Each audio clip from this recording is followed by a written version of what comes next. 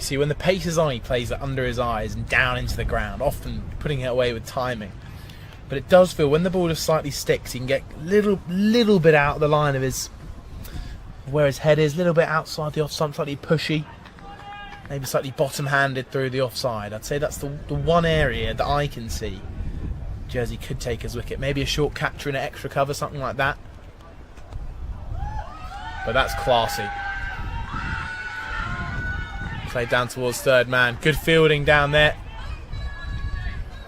by the tall Scott Van Breede.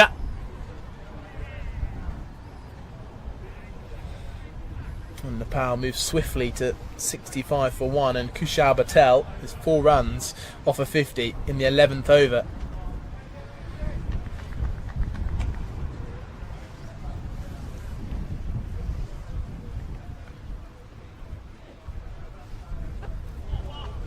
There's a bumper from Samaroa. Moses. He's gone through quite some pace and well over head height, but Patel looking to take it on. He's in that kind of mood. Kushal now 46 from 35. Just looks in sheer control. Sheer control, lots of timing, lots of time at the crease. He's looking to push for 2 here. Placed like a master into the leg side, perfectly in a pocket free of converging Jersey players, and he gets back safely for a second run. And he's 2 runs away now, 1 ball left.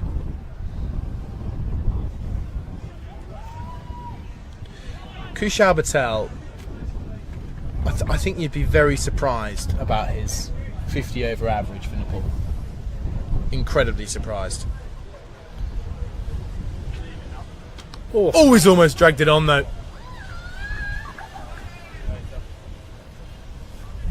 Maybe again that sign of slightly variable bounce causing an issue. But yes, Kushal Patel's stats, averaging with the bat in 50 over cricket, 24. Wow.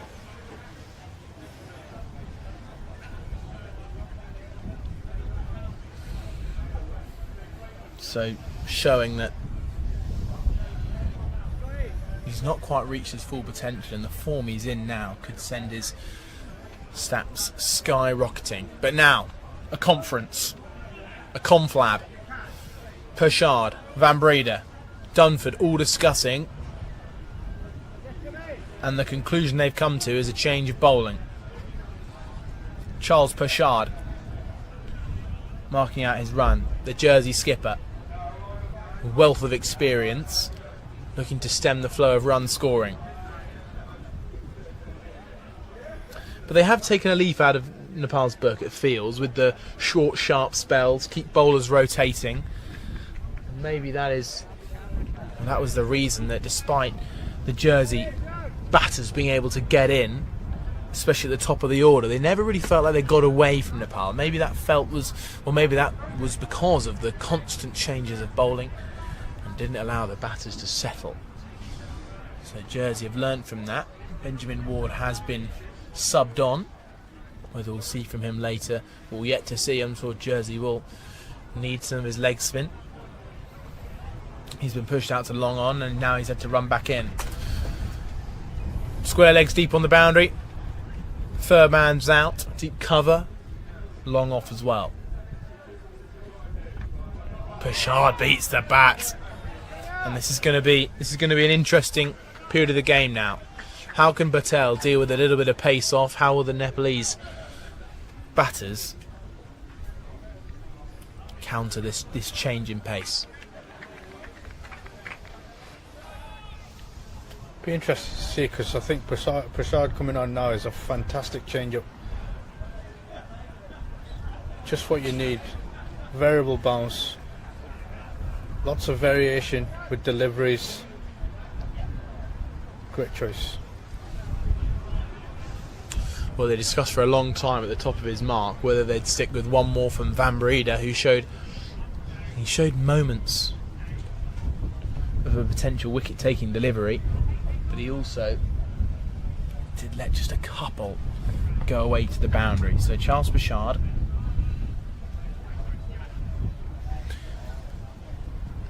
hasn't had a bad start. So long on now goes deep. Third man inside the circle. Just the 4 men out at the minute for Jersey. And Pandey pushing off the front foot. Not much foot movement as wind blows across the ground, and Pandey motioning a bit of movement away from him. He's looked very tentative, very scratchy at the crease, unfortunately. The danger is that he gives a soft dismissal here, having taken up 27 balls for his 13. Well, you can see, can't you, that look at the two different strike rates between the two batters.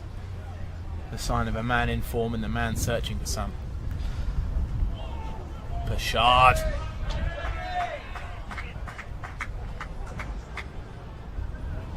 Right on the money. Hospitality marquee. Really enjoying that delivery from Chuggy. This feels like an important part of this innings now for Jersey, just to bring back the game back into their way. Pandey needs a few more balls like that, I think, just to keep his score ticking along. Some easy ones off his hip. Indeed. 71 for one, sorry, off 11.5, and they are there or thereabouts, like we sort of discussed earlier on. If they can get to, which they have done, just under 11, 7 and over. Look how easy it looks for Patel right now. Good ball from Bouchard, just dropped into the offside, and there's 50. Not sure his teammates have even noticed, to be honest. A little raise of the bats to the fans. 50 coming off 40 balls to a man who's completely in command of his own game. Nothing's phasing him, putting everything away to the boundary that deserves to. He's already halfway to what feels like what almost would be a nailed on 100. Oh. I said it. Can Samaroa get rid of him? The ball after 50. Sneaky single. Moves to 51. And this is something that Nepal have done really, really well. Just drop and go. I've seen it in the Jersey innings as well.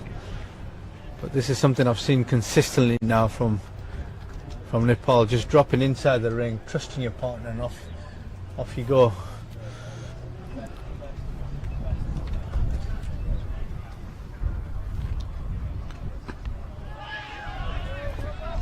Back of a length from Samaroa.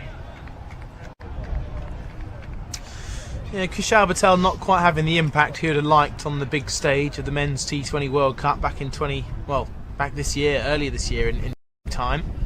Just the 78 runs from his 4 innings. And just by watching him go about his business here, he feels like a player who should now be in a position to really start scoring big runs on the big stage. Yeah, he should be. He's definitely been given the opportunities. Maybe that's the contribution that he needs to put in during this tour and the next one. Going to be really crucial for him, for the people who are backing him and supporting him.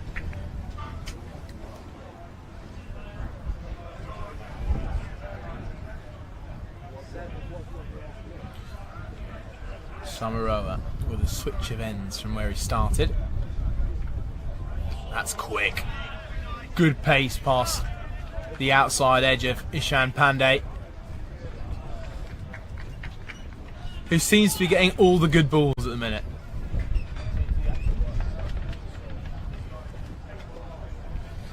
I think Kushal Patel will just be saying to him, just keep going. Time at the crease is what you need. Patel's taking on the run scoring so that Pandey doesn't really have to at the minute. Slashing cut shot past the diving fielder. Jonty Jenner, who this team all know is brilliant in the gully region, just beyond his reach, and another boundary for Nepal off the bat of Ishan Pandey. And every single one of those is going to give him confidence. 77 for 1 Nepal. Absolutely. I'm not sure where that aggression has come from. Well, it feels like he's looking at his score. Pats that one down. When your mate's going all guns blazing at the other end, making it look absolutely easy, how does it feel as a batter who's slightly searching for form? I think the key thing here is, again, another little coaching tip for youngsters or anybody who's listening in. If you're struggling to have a little bit of form and you've got a guy at the other end who seems to be absolutely nailing everything and seems to be in position and rotating strike and seems to be cashing in, I think your job is not to look for boundaries. Your job is to look for singles and get the opposite person on strike as much as possible. You don't need to do anything flashy, anything out of the ordinary, anything that you're not comfortable with. Just find a single from somewhere, and over time that will build your confidence up, and you will start striking the ball, confidently over time. But if you're struggling early doors, put the boundary option away unless it's really on offer, and find a single. It's gone high up in the air. It might have gone all the way, but no, the fielder's underneath it, it's gone! Benjamin Ward with the catch. And that is a massive wicket for Jersey. It's brought a huge applause from the crowd here as the Nepal main man, straight off the back of a century, gets to 50 and gets dismissed. Bit of bounce from Pershad, and who would have thought that he'd be the man to bounce out Kushal Patel. 77 for 2, huge wicket. Absolutely huge in the context of the game. The man in form, obviously hitting into the breeze, doesn't help. It's held up for an awfully long time, and more importantly, a comfortable catch in the deep. Great wicket for Jersey. 77 for 2 off 13.1. Skipper breaks the shackles there, and Edwards taking the catch. So Bim Sharkey's the new man. Made a good 39 yesterday. What was so impressive about Sharkey? What did he do well that might be important for Nepal? Looked to rotate the strike, did really well. Early doors, was busy at the crease, just towards the back end from what I can remember. Just tailed off and got a little bit under pressure. The danger is you don't continue to do that with Ishan at the other side. 18 from 34. Bim really needs to get into the game and take some leadership. Be interesting to see how well he strikes, how well he gets into a position.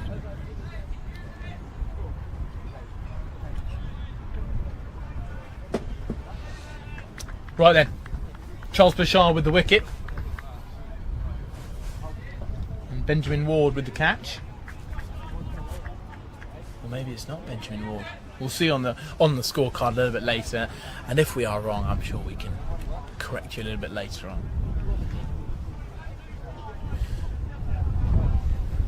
So Prashad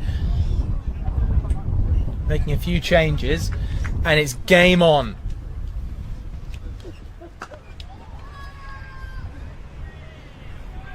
Bim Sharkey will look to rotate, look to stay busy. Ishan Pandey now will be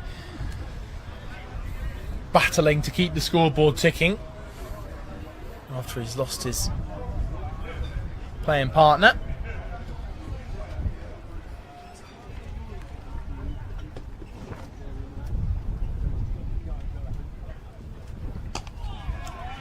And Sharkey defensive. I think what could happen now for Nepal is Bim Sharkey, despite him being active, being positive at the crease, he did go through quite a long spell where he wasn't able to score. Ishan Pandey also at this current time is struggling to keep his rate up, struggling to score. And what we now could see is two Nepalese batters come in and maybe start to delay this chase. Do you agree? Yeah, absolutely, absolutely. The danger is you've got two batters who are very similar. I mean, Sharky straight away showed some intent to try and run a quick single. Single wasn't on, but the intent was there. Edged off the outside half with a cut shot running down to third man.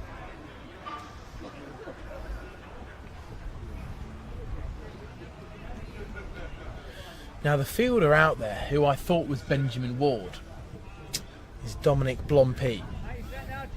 So, mistaken identity. It's their caps. They've both got such aged jersey caps here. They look so similar. Similar number 2. Anyway, Pershad set to continue. Another pushing drive from Pandey. Isn't it funny how one player can just look so at ease and the other two really, really struggling out there? Bim's only had 4 balls, so I'm not saying he's really struggling, but Pandey does look to be a little bit in the mud at the current moment. But new bowler, Benjamin Ward, to come on. He was classed with a leg spin on Monday. Bowled very well. Yeah, 2 things here, Charlie. One, Benjamin Ward has got a very distinctive beard, which I'm sure you've realised when you announced who the catcher was. And 2, I'm pretty sure if this is his approach to the game, that's completely fine, but he cannot put added pressure on from the opposite end. And well, just at the start of this new over, we've been welcomed by a special guest, a Jersey legend, in fact.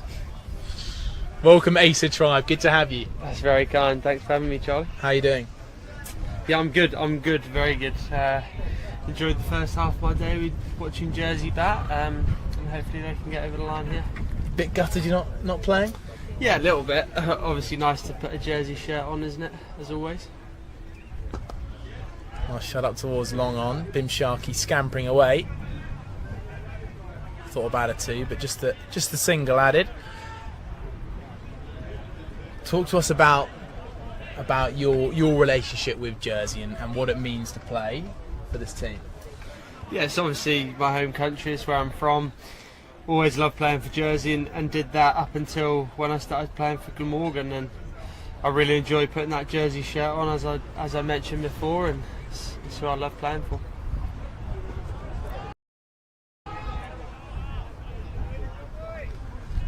And this challenge for the Jersey boys, Nepal, I'm sure again a challenge you'd love to have been involved in, but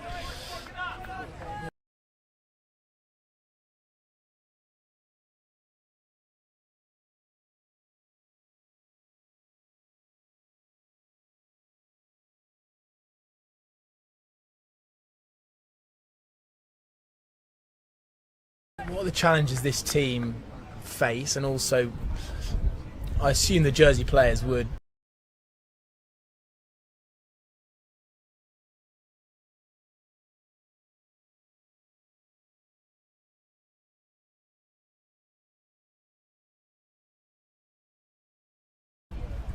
be thoroughly looking forward to challenge like this, right? To test themselves. Yeah, absolutely. And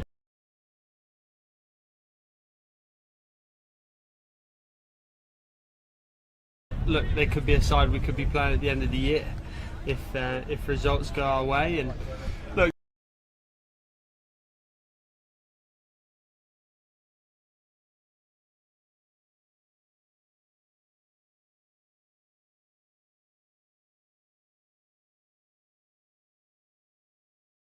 yeah, it's brilliant, really. I can't complain at all, and that's part of the reason why I do like playing for Jersey.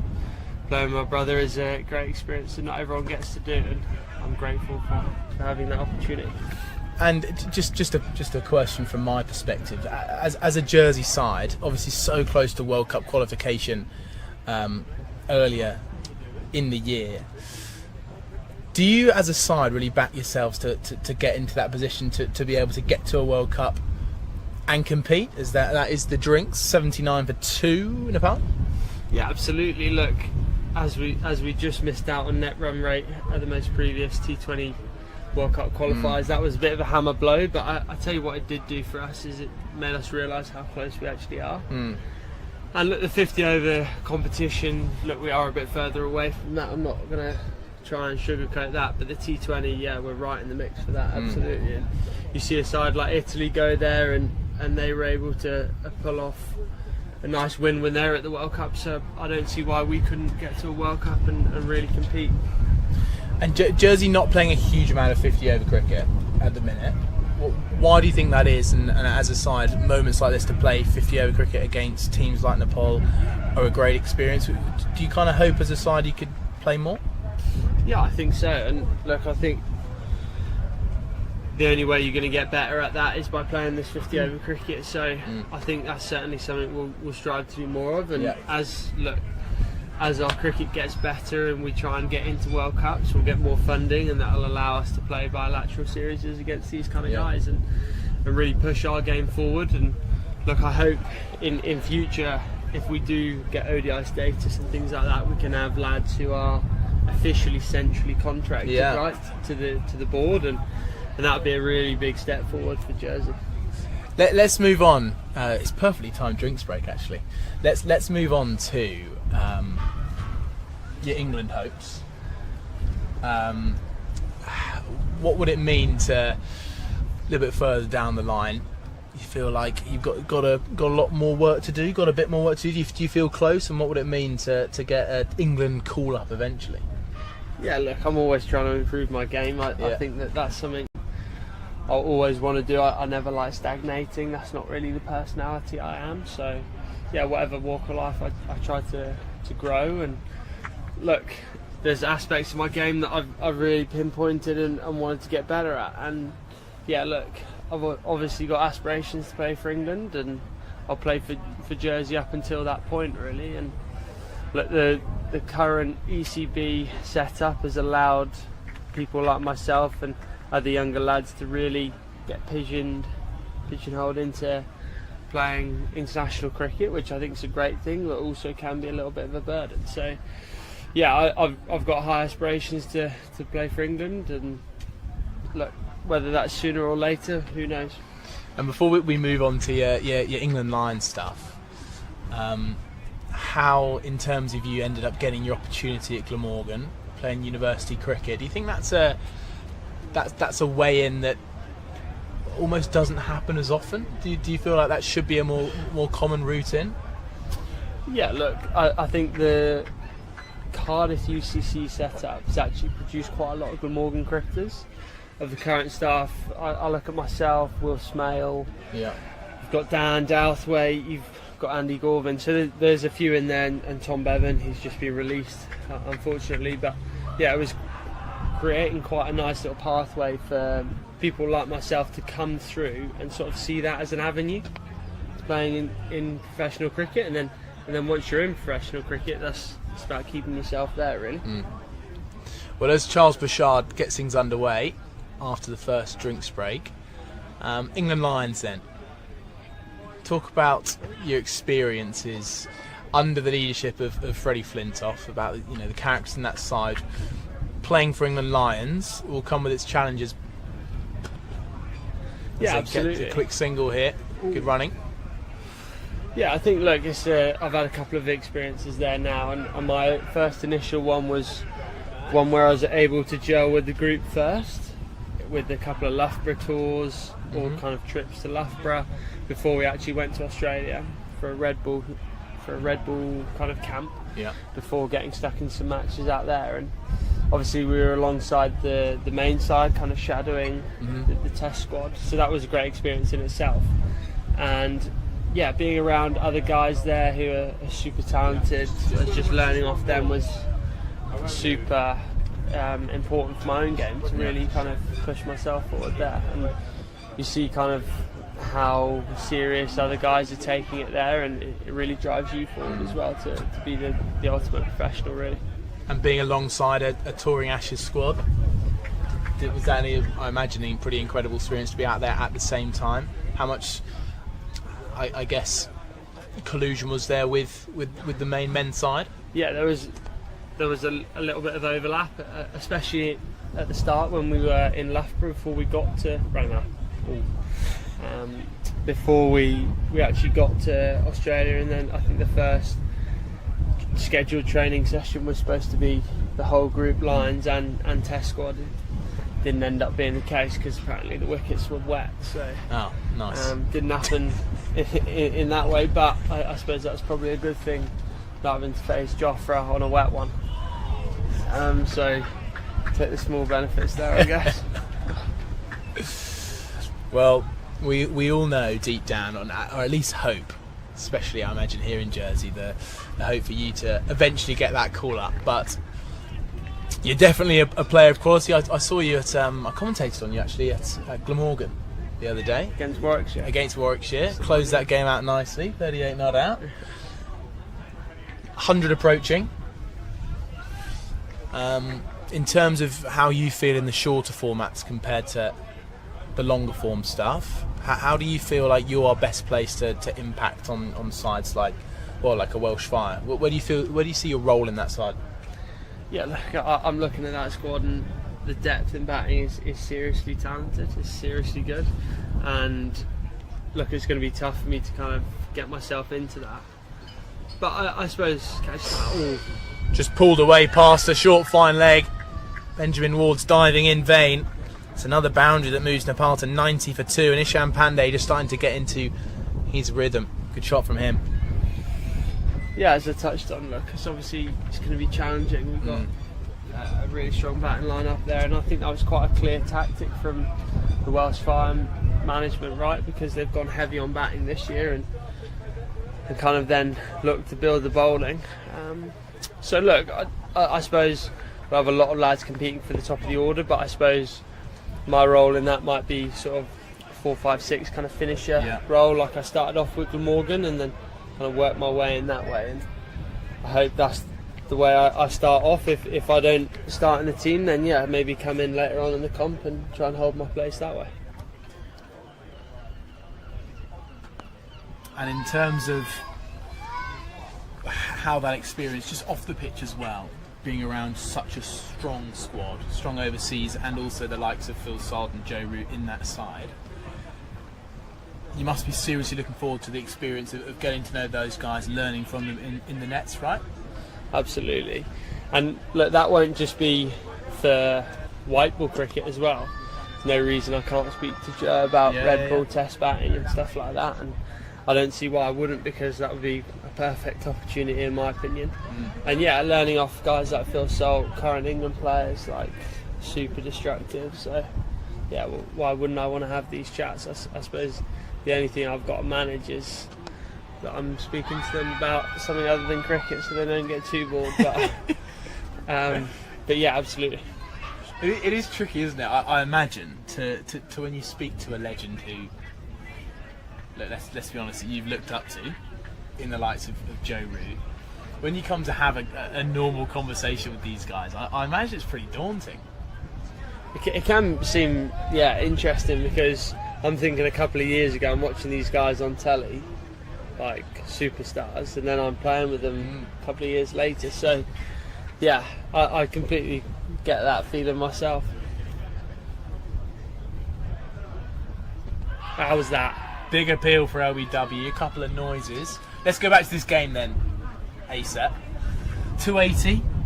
How do you feel about that? Look at the target, the maths. 190 off 199 balls. Big wicket of Kushal Patel down. How do you think Jersey will be feeling out there?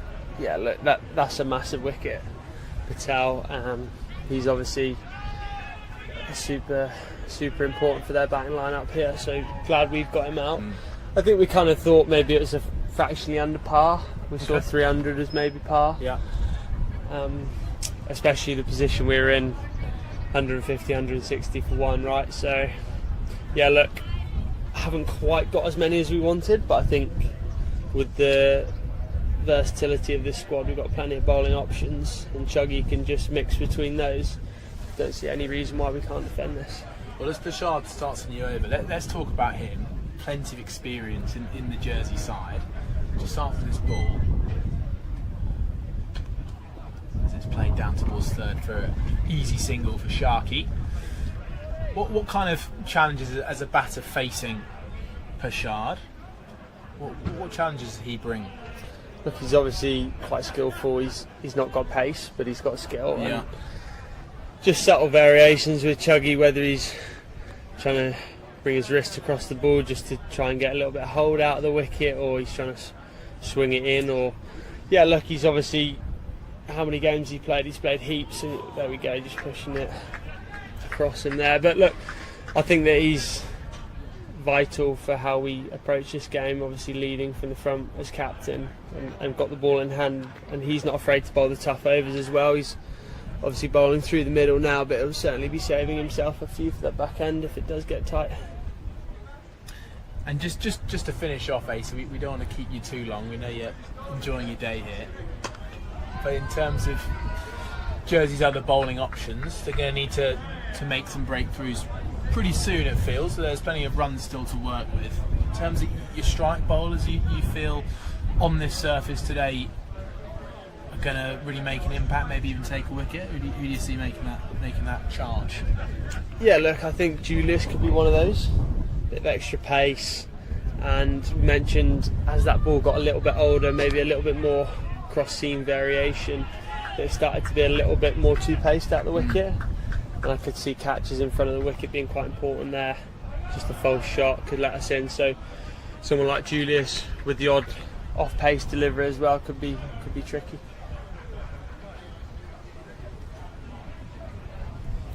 Hey, so just looking at it from a coaching perspective, if you don't mind me just coming in, you've had a run of form with plenty of hundreds back to back. I remember you playing at Kenya with your brother, scoring mammoth amount of runs in Kenya.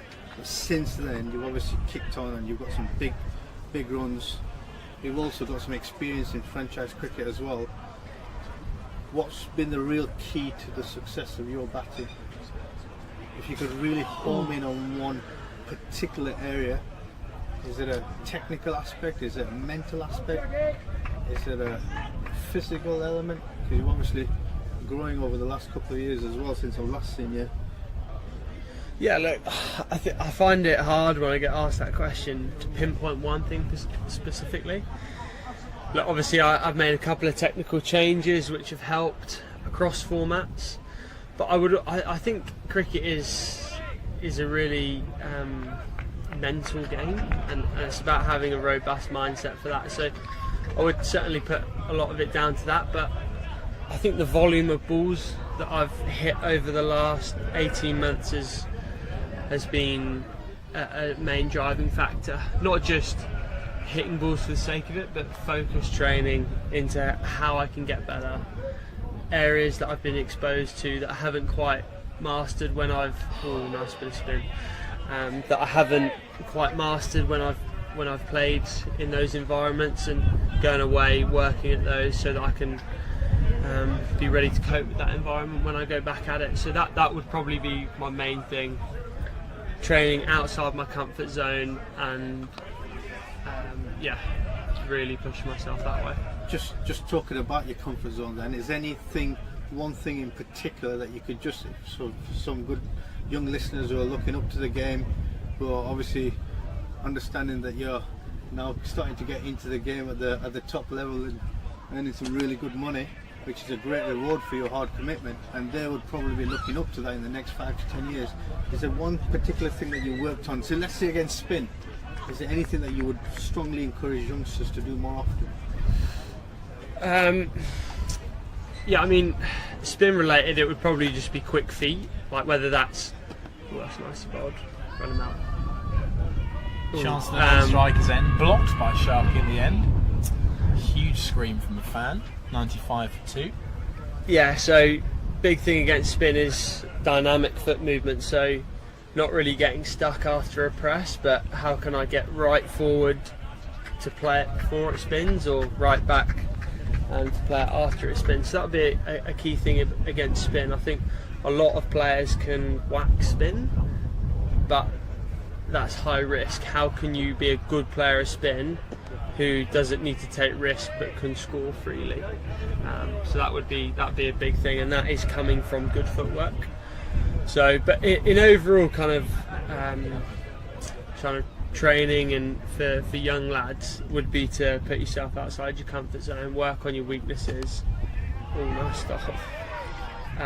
Work on your weaknesses and don't be afraid to get in there and fail, because if you're walking away because you might fail at something, I think that's a poor mentality about how to go at something. You can't just push away areas of your game that aren't very good and hope you don't get exposed to them, because as you move up the levels, people will find out what areas you struggle with, and you will be exposed. So I'd say as soon as you find something that you struggle with, get in there and work on it straight away. Yeah, there was an area I had the pleasure of working with Peter Moores back in the day, and he often referred to positive failure, where if you're in and around an environment and you're constantly failing, it's actually expanding your experience of not failing under pressure. And when you do fail, it often gives you a great chance to come back and continue your success under pressure as well. So yeah, he spoke really well about that, and he was quite big on it's okay to fail as long as you're learning from it and you're developing from it. So, Absolutely. So yeah, a great message to the youngsters. Asa, I think it's our time to hand you back and for you to enjoy the rest of your day. Thank you so much for popping into the commentary box, the commentary tent. Thanks, buddy. Cheers, guys. And thanks for showing the way. Catch you later. Thanks, Asa. Have a good day. Asa Tribe of Glamorgan and Jersey joined us. Very good to have him here today. Not only for us, but also for the side, to have Asa around and be able to help his teammates. Just to be around the group would be a huge help. So 97 for 2 then at the end of the 19th.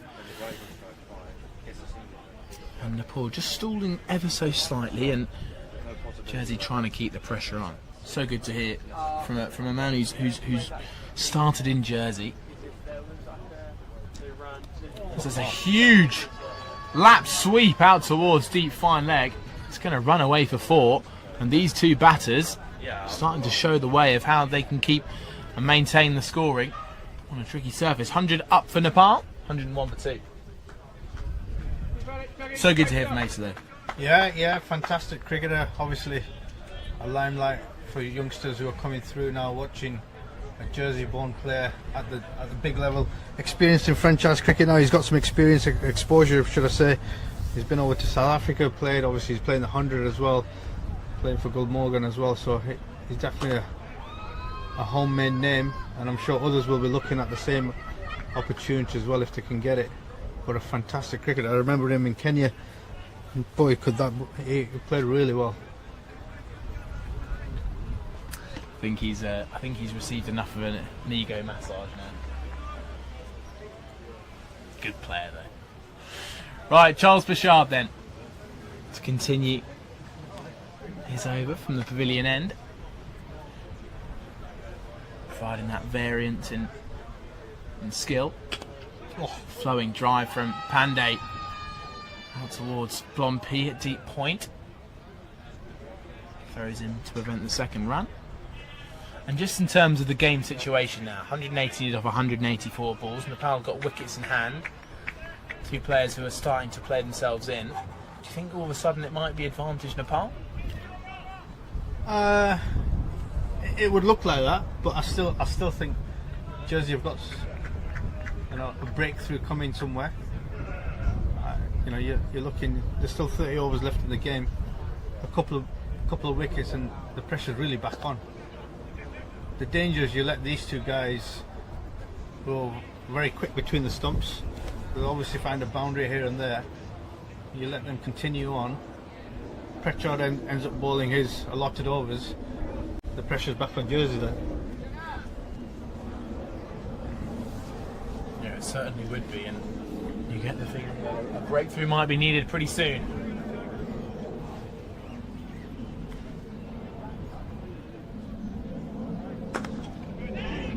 Huge backlift and good strike up towards mid-off. Greenwood with the fielding.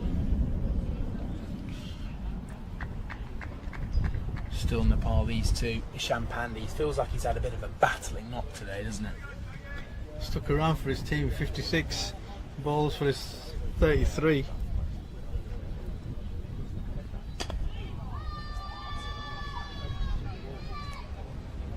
He's starting to find form. Exactly what Nepal be wanting from this, isn't it? You got your man who's in top form at the top of the order. He's come in, got a good 50. He's now out, but now all of a sudden the chance for other players in this squad to be able to, you know, have a bit of time at the crease.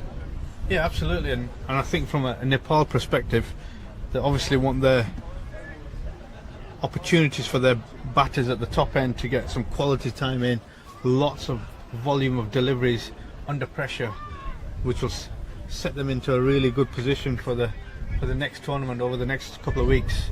That pressure is going to come thick and fast with Netherlands and Namibia. So yeah, exactly what I'm sure Stuart Lawwood wanted from his boys. Here's Ward then. Down the track, Pandey meets it on the full. Just take a single. Ward very impressive on Monday with his leggies, his googlies. We're asking plenty of questions. Ward taking the wicket near the top of the man on strike now. Bim Sharkey, who was one of his scouts, bowled in with a slightly low bouncing drag on. He also took the wicket of Karan KC.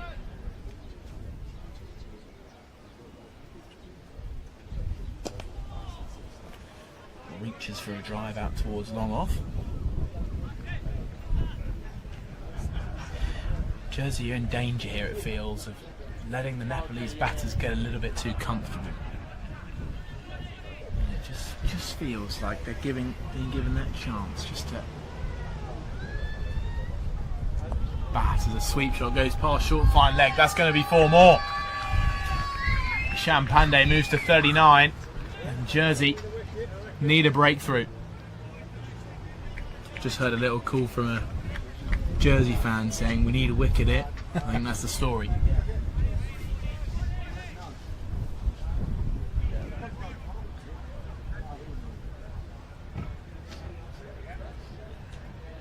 Ward looking to strike. A little bit of confusion. But we're back underway.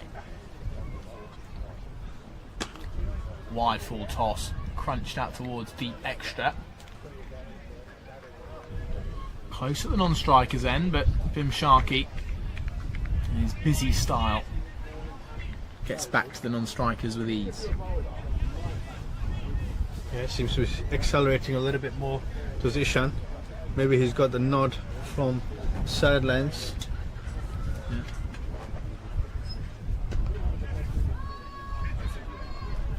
Single found. Jonty Jenner so quick in the covers. I think from a batting perspective, he can be somewhere at half stage on the 25th over. If you can be somewhere around the 140 mark, you're halfway there, and you're making it a little bit easier for the guys to come in. A little bit of grip and cut away by Sharkey. And then, just to clarify, I was not too far away from this point where Jersey lost their first of Carlyon. They were 115 for 1 at the time, so pretty close. That worm would be pretty much neck and neck. Nepal just slightly ahead, but they have lost that second wicket. From the first ball to the final over. Watch every T20I, ODI and Test highlight from around the world. From rising stars to seasoned pros, every domestic and international match matters. Catch every cricket highlight, anytime, only on Stike Sports. Scoring rate, but it has now popped up since Bim Sharkey and Ishan Pandey have started to get into the groove. Yeah, it'll be interesting to see whether that spike can just continuously agree. As I've just said, that it's just dipped again. Now, a man who bowled well on Monday. It's Nick Greenwood. Took a couple of those middle order wickets, including the big scalp of Kushal Bertel on 105.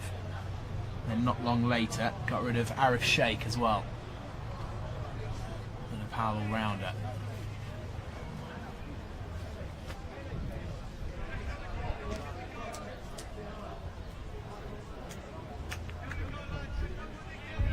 So plenty of encouragement from Jersey. They know they're still in this game. Can Greenwood take a wicket? A little puff of dust. Potentially showing it's just a little bit dry out there. We've got a lot of hot weather, but also a little bit of rain on Monday.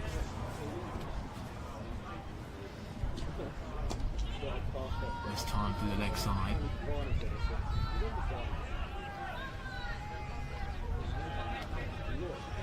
And as Nepal approach the halfway mark, just keep wickets in hand for the moment. We could be on for a tight finish here. All the watchers, wherever you're watching from, whether you're watching from Nepal or from European shores, we've got a game on our hands.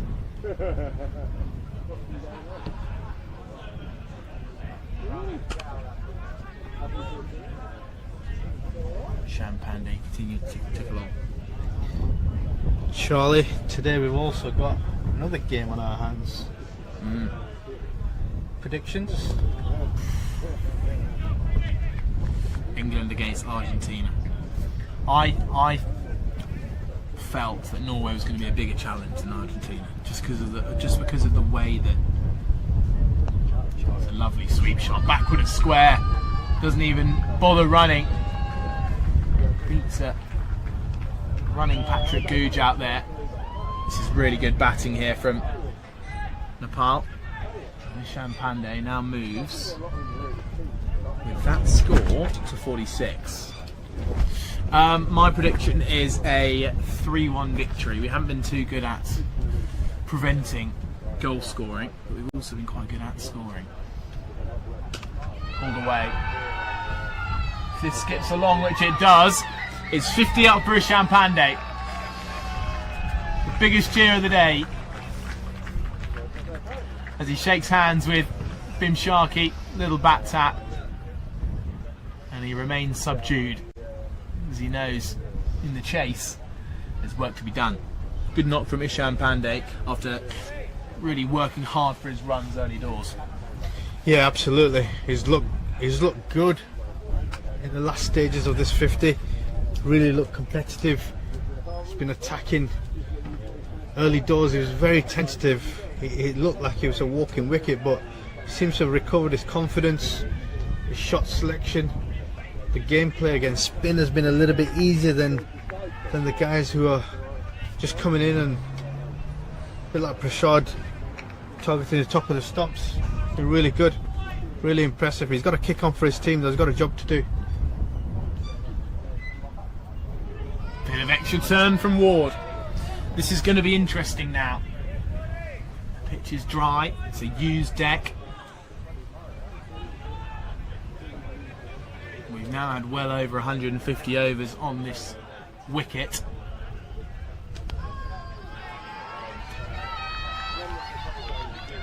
And there's another little thing which I've enjoyed about both sides here. They've always kept that deep sweeper quite square of the wicket, because all the runs that have come off a slicing cut shot, sometimes really well timed with speed, but the spin is always taking it more backward of square. Benjamin Ward.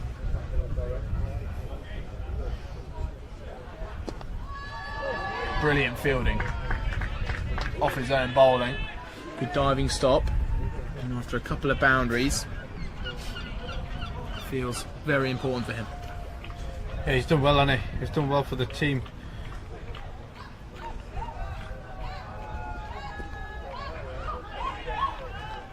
Chance from Dunford, fielding after removing the glove. But yeah, Ward, he's a warrior. just to be in the game.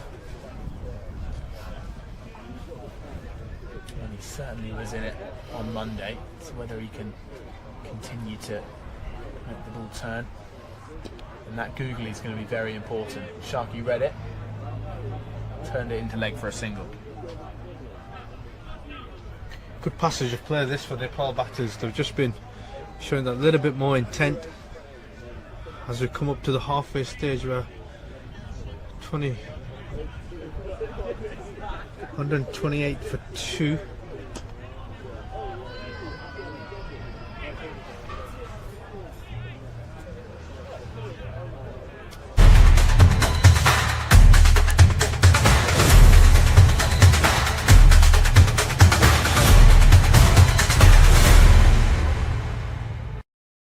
Just to show the Nepalese batters it's not going to be straightforward from here.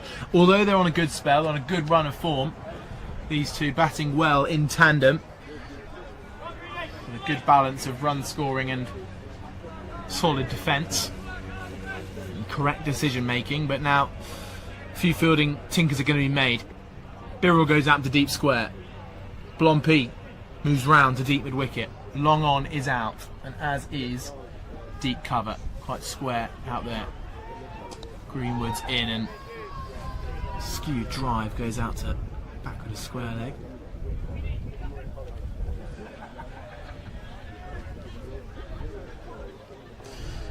Now feels a good time to talk about percentages, doesn't it? In terms of chance for each side to go on and win. And I'll give you a little bit of time to think about it, Kaz. I'm going to throw it back to you. So I'll go first then. I'd say we're about a couple of wickets could do everything. So I think we're looking at about 56% Nepal, is what I'd say. Not 57. Definitely not 57. It's very precise. What were you thinking, 57? No, I was thinking more like 60-40. Okay. I was thinking more like 60-40. A bit less precise. Sitting on the fence, mate. Yeah, okay. Fair play. Round numbers. Big appeal, this one. Instant shake of the head, but look at Greenwood's reaction.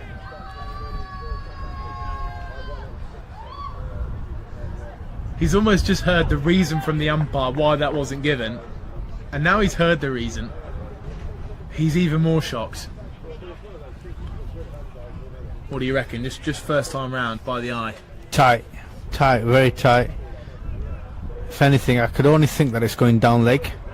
It's the only thing I could think of. It's quite a full delivery, and he does tend to plant his foot across the line. So if anything, I can only think line more than anything else. It'd be great to see a replay front on. So from the umpire's perspective, I think we're going to get. Well, we might get a side on one at some point, and I think why Greenwood was so shocked. shot. Good shot through the covers. This is going to run away for 4. Blompi knows it's 4. Jenner knows it's 4. They've given up the chase. Each over seems to bring about a boundary ball. And the Nepal batters are being pretty efficient at taking it on. But just from my lip reading skills, I think the umpire might have not given that on height, which is why Greenwood was quite so shocked. However, hello sweet, big appeal for LBW, but not from the bowler. He knows impact was outside off. So that ends the over, 135 for 2. And behind every victory, there's a story the world never sees. The pain, the passion, the purpose. At Stike Sports, we go beyond the game to bring you the heart of the athlete. Come, be part of the journey. Watch the biographies rise to glory, only on Stike Sports. Yeah, I spoke about it earlier, around about the 140-45 mark, to try and get halfway in the run chase from half the overs, leaving the rest of the batters a decent score to chase. Done really well so far, these two batters. Bimmel's been busy off his 27 balls for his 17. He's run really well, turned dot balls into singles, which is what you want. It's just whether he's got the steam to continue on for long periods and back through. Change of bowling. Now, by the judging of keeper Stanley up to the stumps, we're going to see a lot of Daniel Birrell taking pace off. Short fine leg is in the ring. Again, another sign of pace off. Third man's out. Cover point is out on the boundary. And there's also deep square and long on. I would say that's music to my ears.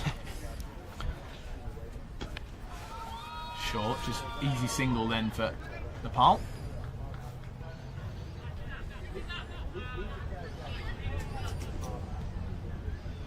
And Daniel Birrell, who we couldn't quite believe went so early to the slower ball early on the first day here in Jersey. But now, Jersey in desperate need of a breakthrough, just to be able to stay with a bit of a stronghold in this game. Here's Birrell. On the wicket for the left-handed Pandey, who will enjoy that he now sees the opening bowler return. He's doing the right thing, he sits on 56.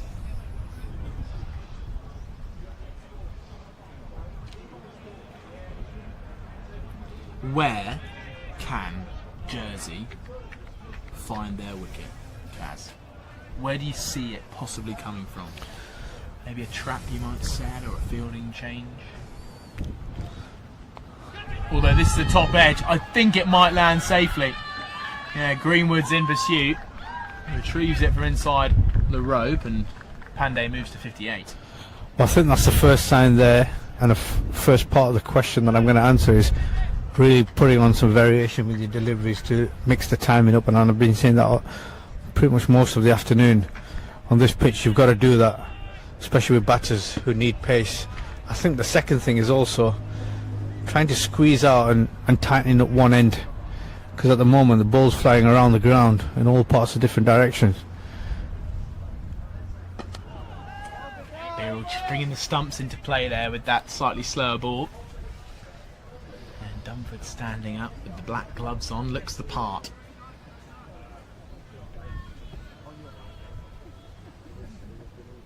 Crowd has gradually filled up, a couple of deck chairs put out on the mid-wicket boundary. Looks like one man is got his hat over his eyes, just enjoying the cricketing lifestyle. Big shot though from Pandey. Gets no run for it. One ball away from the halfway mark. No, we're there. 138 for 2. 145 to win from 150. Nepal are in a convincing position. They're in a strong position, yeah, absolutely.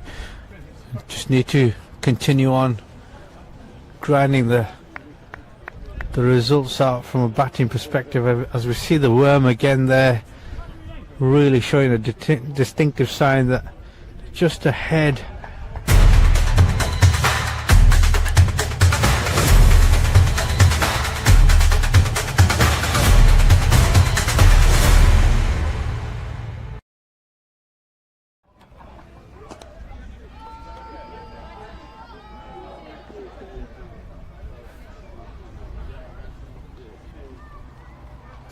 Now Nepal will want it to stay like this the entire game.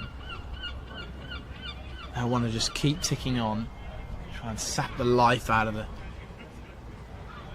Jersey fielders.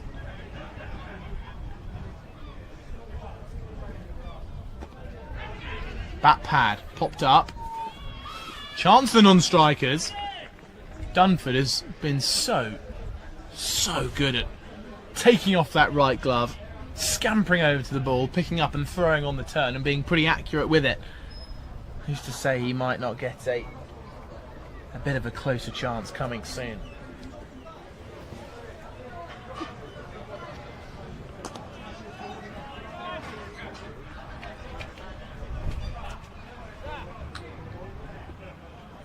140 for 2, Nepal.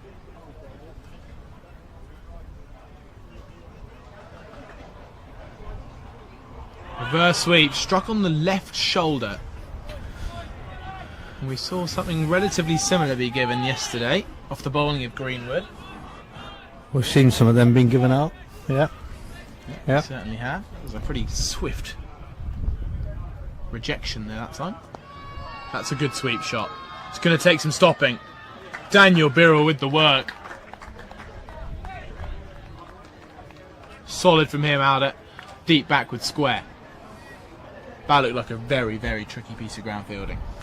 Yeah, it did for a tall man, fast bowler, getting down. Did really well. Used a bit of the old kneecap. Rolled over it. Well done. In comes Greenwood. Look at this. Bit of pressure building for Jersey. They're trying to show a little bit of passion. A little bit of something. How can they force a wicket? How can they just create a moment? That ends the 26th. 142 for 2. Greenwood looks a little bit steaming. Yeah, 20 for none off his 3. Could do with just a breakthrough here, Jersey. Just going through the motions a little bit. We need something to happen.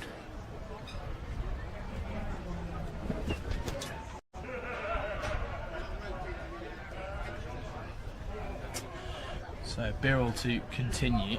Let's have a look at this. Is this the reverse sweep? It is. Oh, it's hit on the helmet. Is it helmet? Oh, very high up on the shoulder. Look at that extra bounce.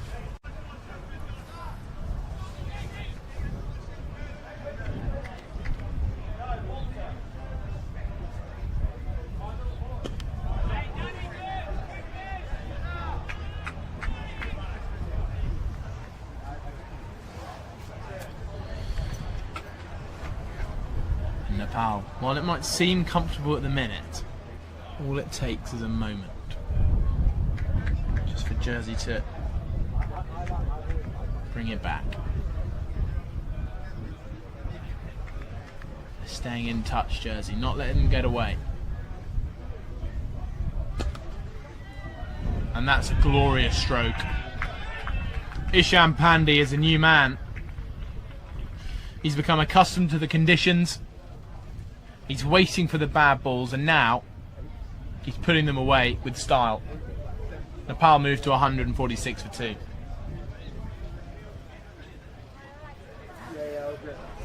Brilliant shot from Ishan Pandey. He moves to 67. It's been a very impressive return from him.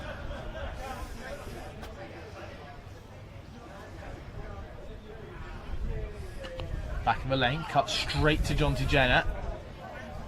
And some pretty good backing up from Julius Samaroa. Body on the line stuff there. So it clattered into his back thigh with the long barrier.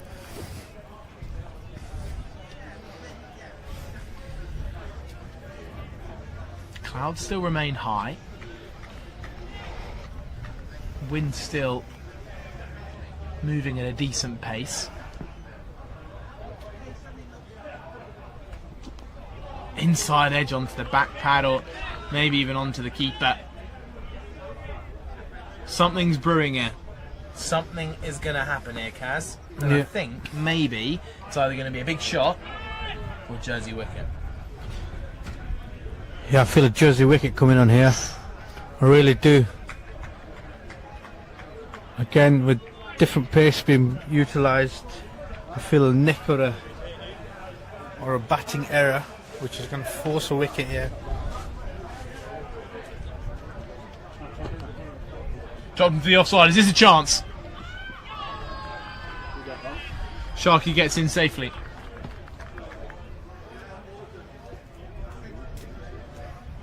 There's one ball left for Birrell. And just as this partnership grows,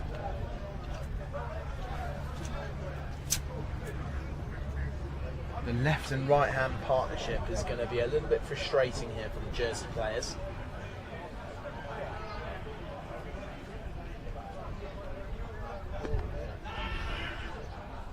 Brilliant work from Dunford. Pandey knew straight away that Dunford was going to be all over it. So that ends another over. 146 for 2, 137 needed of 139. They just got to keep doing exactly what they're doing, and they'll get over the line. Yeah, not to mention they've also got some quality batters still to come in. Dipendra Singh Arey, they've also got Rohit Pudal, the captain. They've also got Arif Sheikh and the big hitter himself, Gulshan Jha, a little bit later on. So they have got some batters still to come in. Yeah, a solid 31 not out as well from.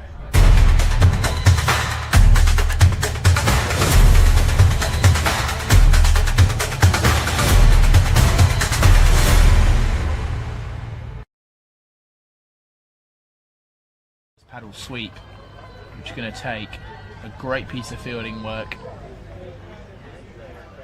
Young man out there does some good work. Well, just remember yesterday, everybody, from 172 for 2 to 250 for 8. That's the possibility. And this partnership is building nicely. Is that been caught? The paddle sweep has come off something, and Dunford's pretty quickly agreed with the umpire, but it's definitely popped off something. Yeah, it'll be interesting to see that replay again.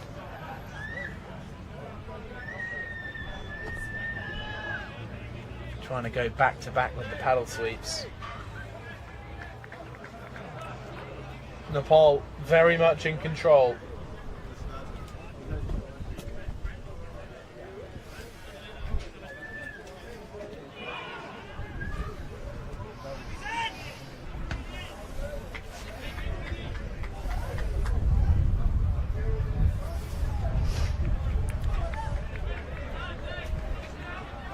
So Greenwood again looking for this wicket. He was the man to dismiss Pandey on Monday.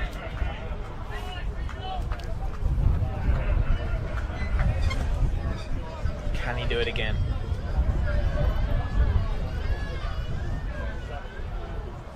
There's a paddle sweep. Just come off the fine edge of the bat.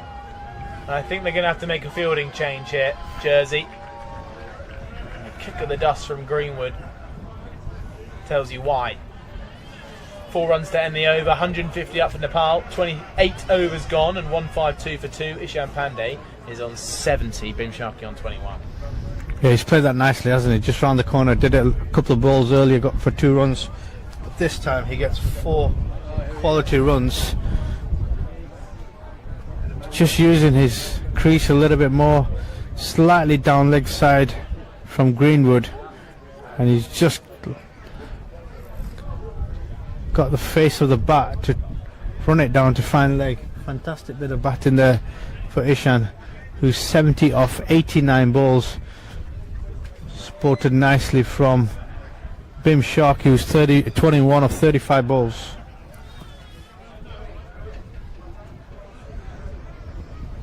It's time for a change, and we're going to get the new man, Dominic Blompi. Provide a little bit of spin.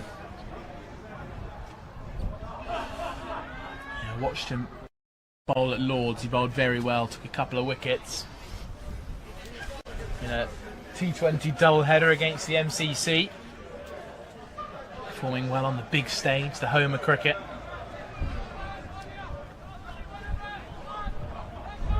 Can Plompi be the man to make or start the collapse? This looks like the kind of bowler that can make something happen.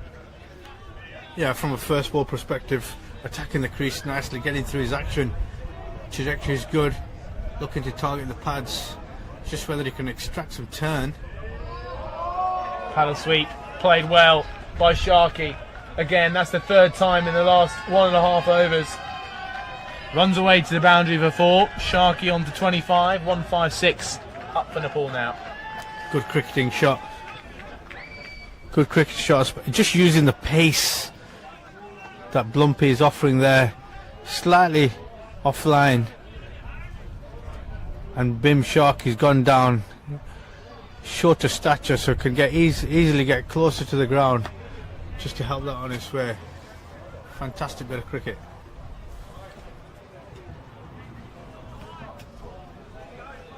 So we're going to make a little change here, Jersey. Looks like fine leg and deep square comes slightly finer. It's going to be a wide. Dominic Blompe.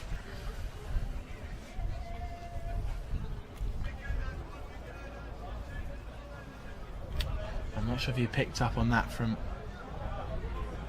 Van Breda in mid-wicket. This one's been clubbed out over his head though. 4 more to Bim Sharkey. And all of a sudden, the Nepal players are gaining some noise as well. 161 for 2 now, Nepal. Wonder if we've... They sound like they're enjoying themselves, don't they, over there in their little mini marquee on the far side of this side of the ground. Relaxed feel, relaxed nature to the group. Enjoying watching their number 3 and 4 expertly chasing down this score.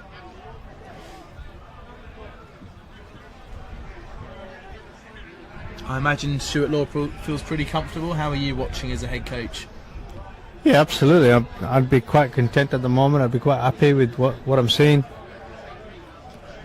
All my batters are getting some time in the middle, which is really There's important. a direct hit. Very, very close. Now this is going to be some replay.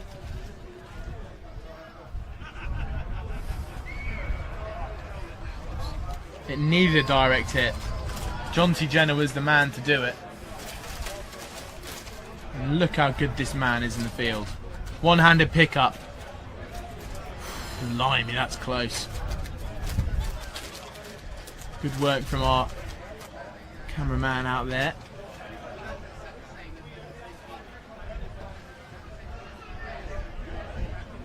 So that ends the over.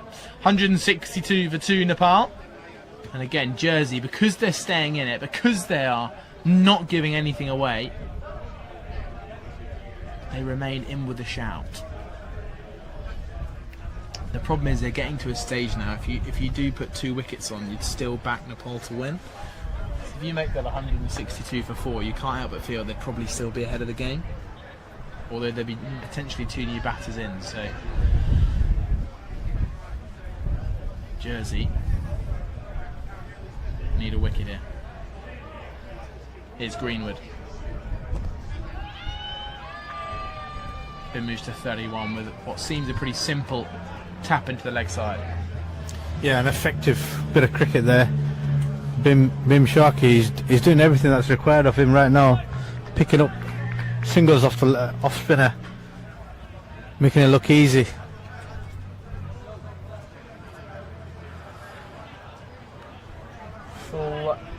Fully deep leg side field until the change has just occurred. Zach Tribe moves in, he'll be at mid-on.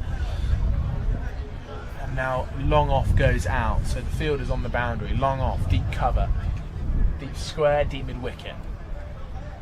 Everyone else in the ring. Blompe continuing his stretches.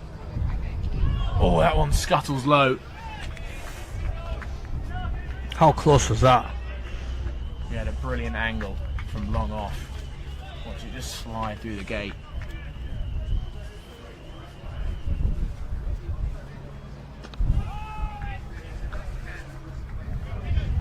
Jersey doing all the right things, it feels. Any possible place they could be improving? No, I think they're doing all the right things for a long period of time. They're obviously... Firm sweep, in the gap, 4 more. It's them sort of deliveries you want to try and cut out. You've obviously got an offside field for a left-hander. You've got to try and bowl to this offside field as much as possible. He's punched a really small gap on the leg side there, past the corner fielder, and he's hit it with some real intensity. So just maybe the wrong line or the wrong length especially with this field.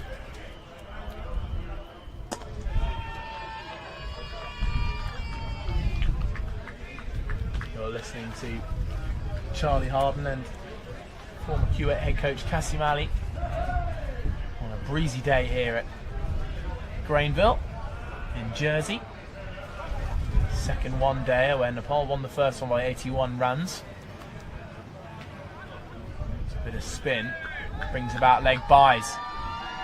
If this goes for 4, which it doesn't, good stop from Charles Bouchard. A few heads would have started to have dropped, but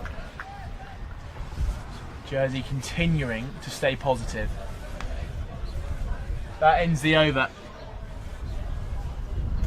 It's 170 for 2. And with 21 overs to go, Nepal are well in control of this game. And they just need wickets here, Jersey.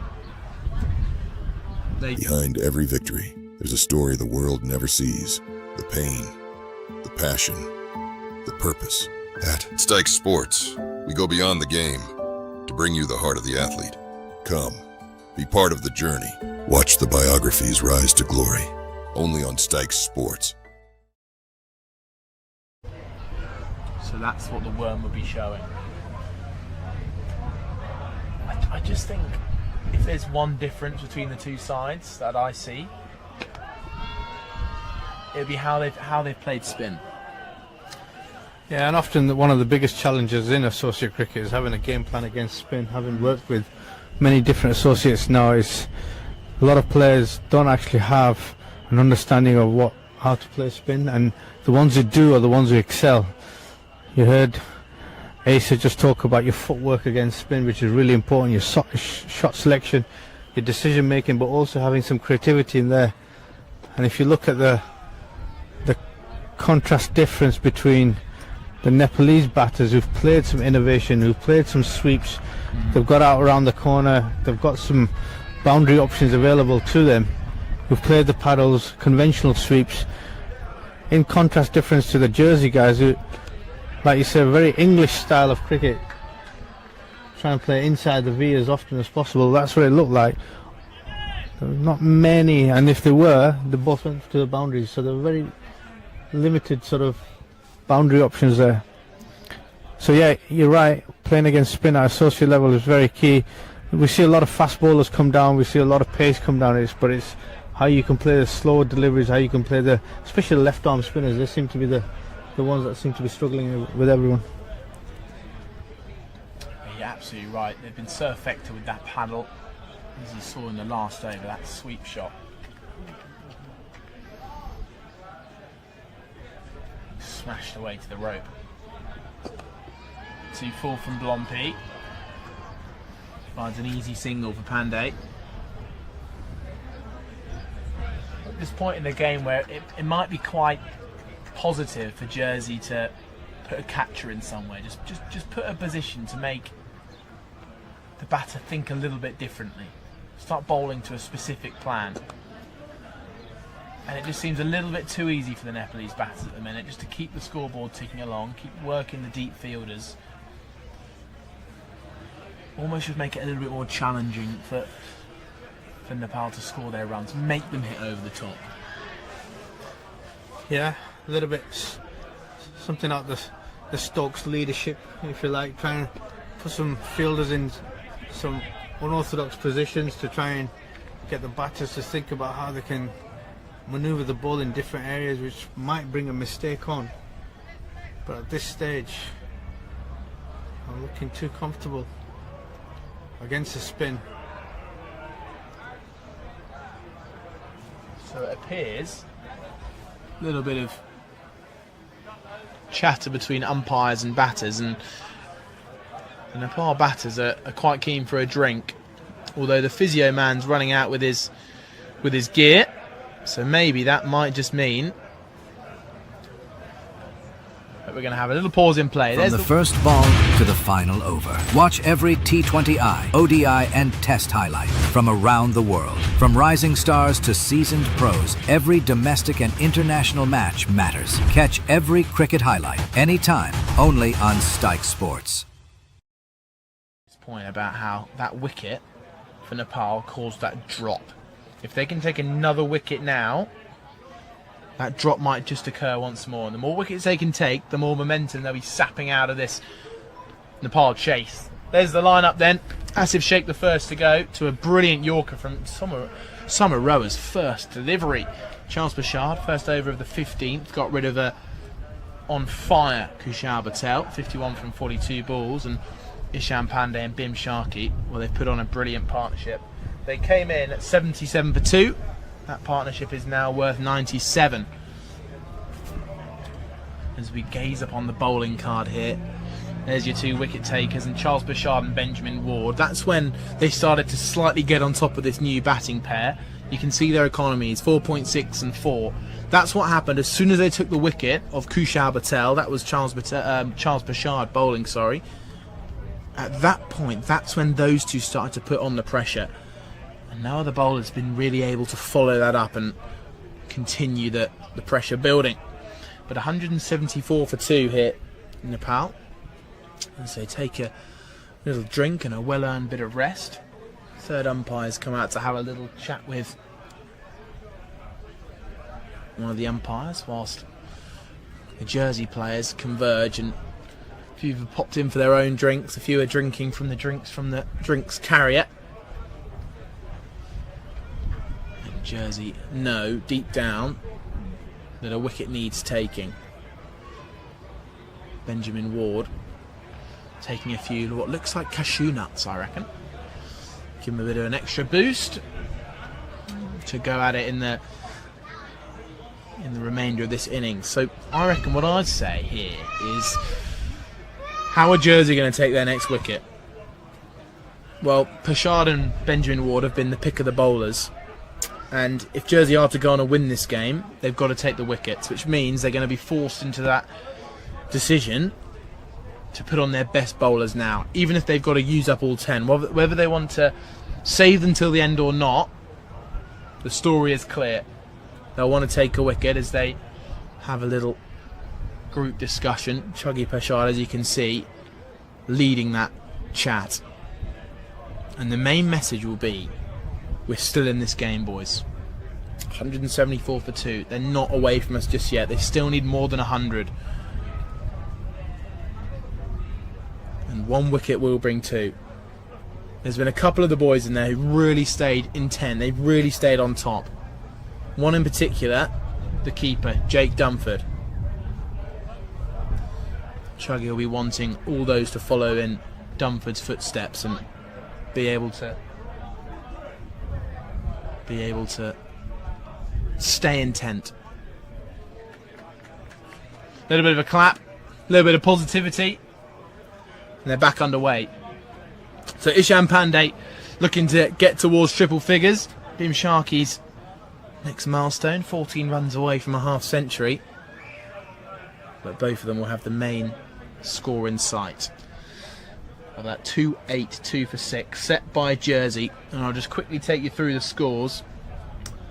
Carl Lyon at the top of the order made 56 from 80, but it was his opening partner who made 95, 5 run shorts, agonising, as he just missed out on his maiden international ton for Jersey. The next to go was Greenwood for 32 from 45.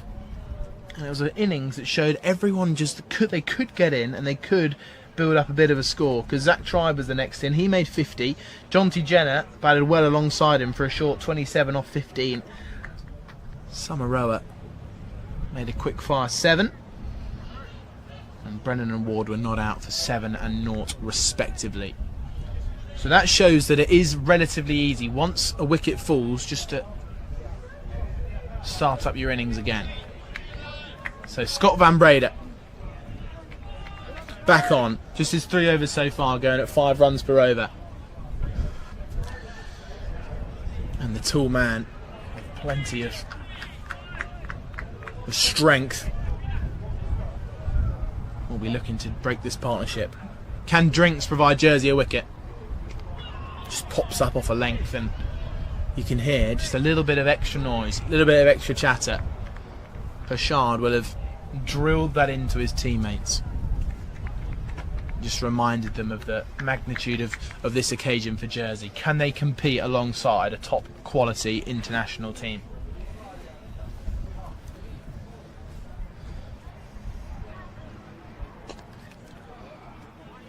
They get through to a quick single. So normal service resumes for Nepal. Two batters finding their form.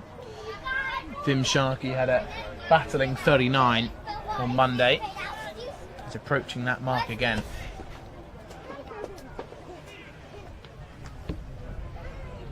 There's Jake Dunford just in your shot behind the stumps, who's been running all over the place. Hasn't let a ball inside the circle leave his mitts.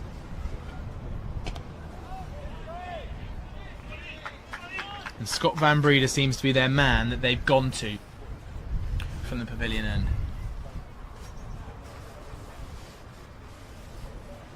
He's their man to take a wicket.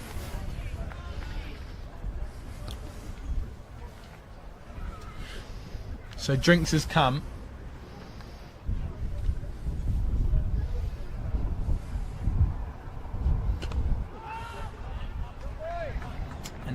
And Nepal know the road is simple.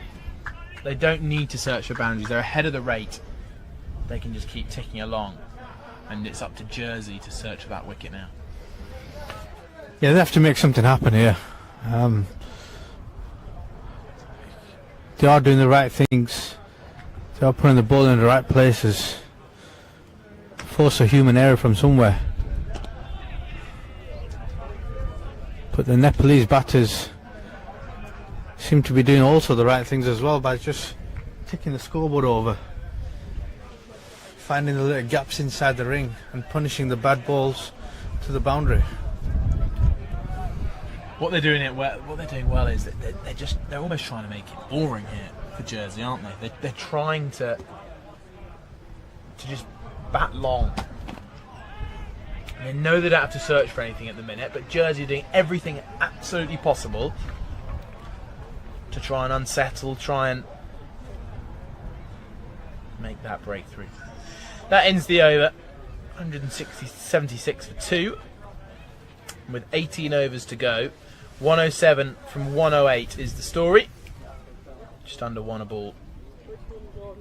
Nepal will be feeling confident that they can tick this off.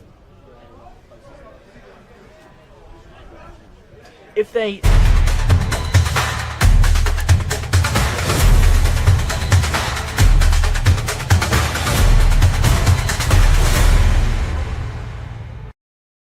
What kind of impact would that have on Nepal's next few games? Honestly, right now, I don't think it'll be deeper than what most teams would have felt if they were losing the game. Why I say that? Because they've had a really good run out in the field in the first inning, so they've had 50 overs there.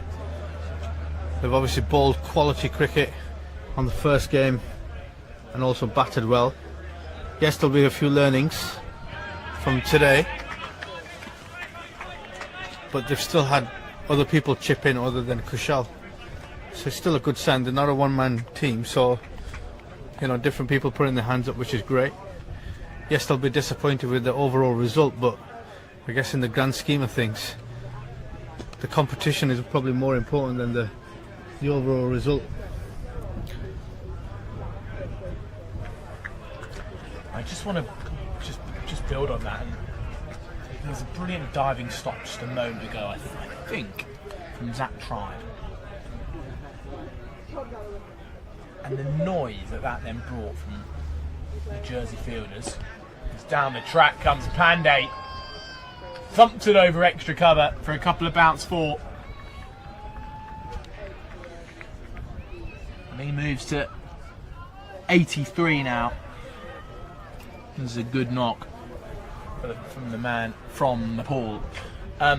Yes, that diving shot from Zach Tribe brought about a bit of a roar from the Jersey fielders. And I was watching Kushal give a bit of a passionate speech at drinks, almost just bigging this up to be this is their moment now, almost to really bounce back against a top quality nation and following the footsteps of their keeper Jake Dunford, who's been running all over the place.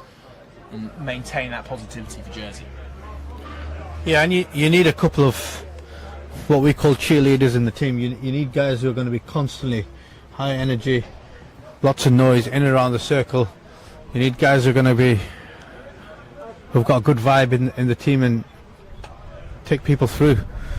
But a stop in the field or a diving catch or a single stop or can make all the difference just by keeping people on strike, building some dot ball pressure. That's exactly what you want. You just don't want to give cheap boundaries away, which I think Jersey have done before the drinks break. What can Blom P do? Get back to the boulder. Almost jumped and hit the roof again there. One of those bump ball moments once more.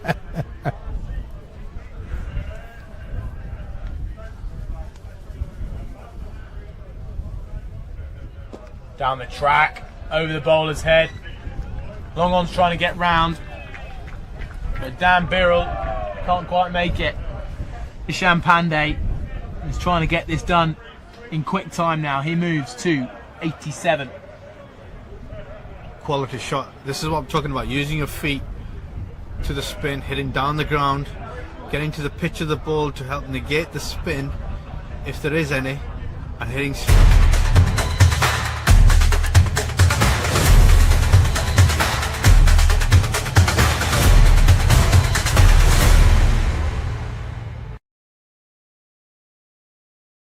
another 97 off 102 balls. So Scott Van Breda continuing from his first over post drinks.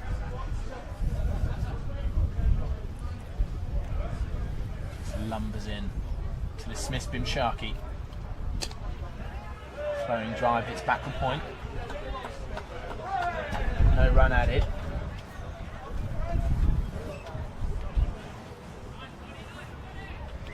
$153 for one.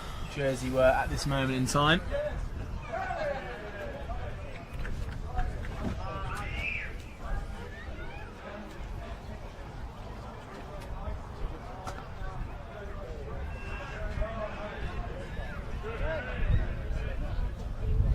It doesn't really feel like they're going to make the breakthrough by building up dots. It feels like we're past that time. And in terms of where Jersey can possibly find this breakthrough, well, it feels like maybe an unforced error from a Nepalese batter. Yeah, for sure. This could be a chance. Greenwood under it. Taken on the rope. There's the unforced error. BNB-CREATION on 37 comes down the track to Scott Van Breda, tries to clear him over the bowler's head, and you've got to argue that the game situation at this point in time was that needed. Well, BNB-CREATION was trying to get a boundary, try and speed up this run chase, and Jersey will know in that huddle, they'll know that this game is back on. They've done what they needed to do, they've broken the partnership, and now Nepal at 186 for 3. It's going to make their job just a little bit more challenging. Yeah, and that's the forced error you're talking about. They're really good catch in the deep by Greenwood, very close to us. But I 100% agree with you. In the context of the game, absolutely bossing it. BNB-CREATION 37 of 51 deliveries. Was that required? Did you need to give that wicket away? Not quite sure you did. Well, Van Breda with his first wicket of the series comes in his 5th over on the 17. And more importantly, halfway through the 34th over, Nepal's run chase takes a dent. And that wicket brings about the main man, Dipendra Singh Array, their top scorer in the ICC T20 World Cup from February. Yeah, he was their main batter in that tournament, and this is a chance for him to get a little bit of time at the crease. Yeah, he wouldn't have batted much. He's obviously didn't bat on Monday. It'll be interesting to see how he gets on, but he's a quality batter. He's really busy at the crease. He's got power, He's got finesse. He's also got a bit of creativity in him as well. So, and he's an experienced franchise player coming back into 18 overs left of the game. This will be right up his street. Well, Jersey will want to go bang bang. That one pops up. Here's something brewing now for Jersey. You can feel it in the air. More encouragement. Jersey will be seeing this as a free hit now, right? I think they'll be looking at possible opportunities to put pressure on the new batter. He gets off the mark in classy style just by running it down to third man. A good ball earns him a run. Well, this is the kind of over that Jersey needed. Plenty of dots, a wicket, a stall in the progression of this game for Nepal. Just means a new batter, however talented, has got to start again.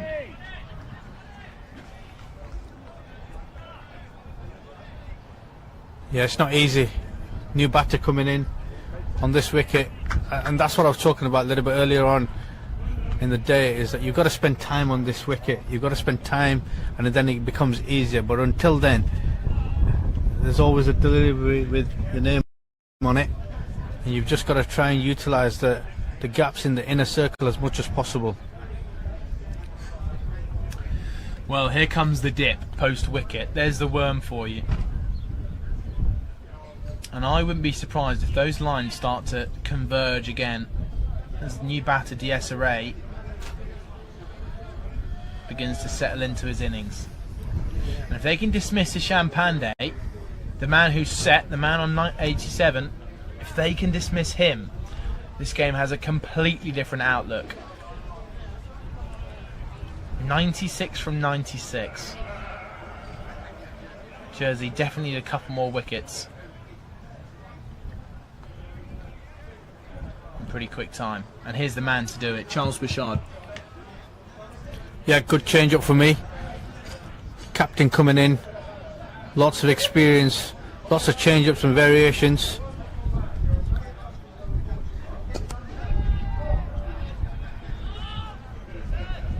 That's what we'll try and do. We'll try and vary his speeds, use his skill.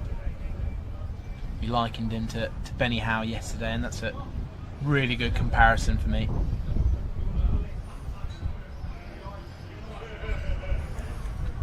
And that's a fine edge. Greenwood running with pace round to come and collect it. Heavy boots slapping on the surface. 189 for 3 now, Nepal.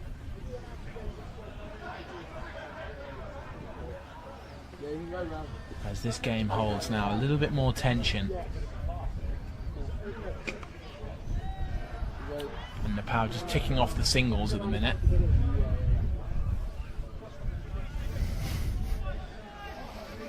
And as we've just heard, a very, very small rumble.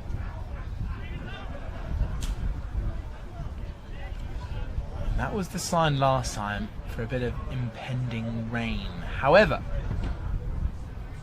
the forecast looks better than Monday, so we can hold out hope, because this game is set on for an exciting finish. 93 from 93 is Pashad. Hande looks for a single, and it's Jonty Jenner. Check out that run in between the wickets.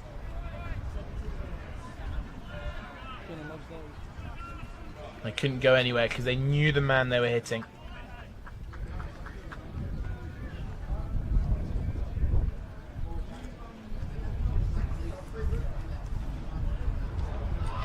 Good work from Dunford down the leg side. He knows deep down that's not out, but it's a great piece of work. And we saw him do something very similar. And do you know who it was? On strike, who got stumped down the leg side last time? Ishan, maybe? Ishan Pandey it was. So the man who was on strike on 87 was dismissed to a stumping in very, very similar style just on Monday. Great work from Dunford. Pandey 13 runs away.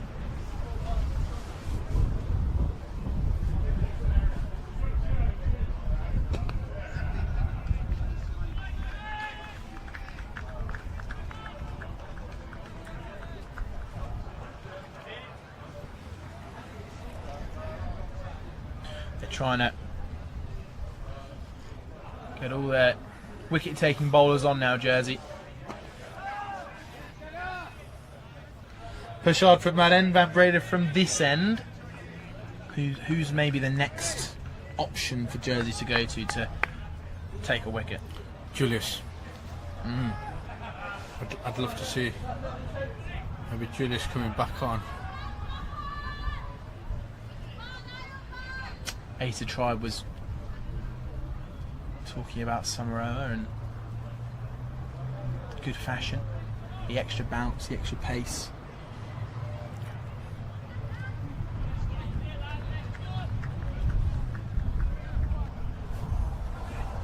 Here's Van Breda then, halfway through his 10. Pushed off the back foot. It's Jonty Jenner though, another chance. And it's clashed into the legs of Array, who apologises.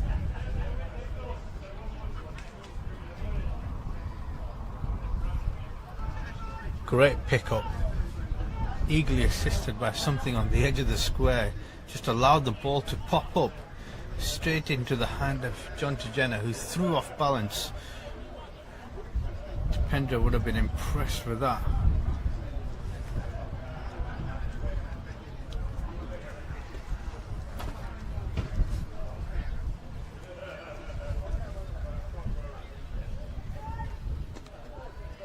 Turned towards short fine. Potential for a 2. Missed the bat of Ishan Pandey. I'm going to choose to ignore the very light drizzle on the top of the marquee. Very, very light, everybody. Don't get worried. It's okay. Heavy breeze across the ground, maintained. I think we're alright. I think we're alright.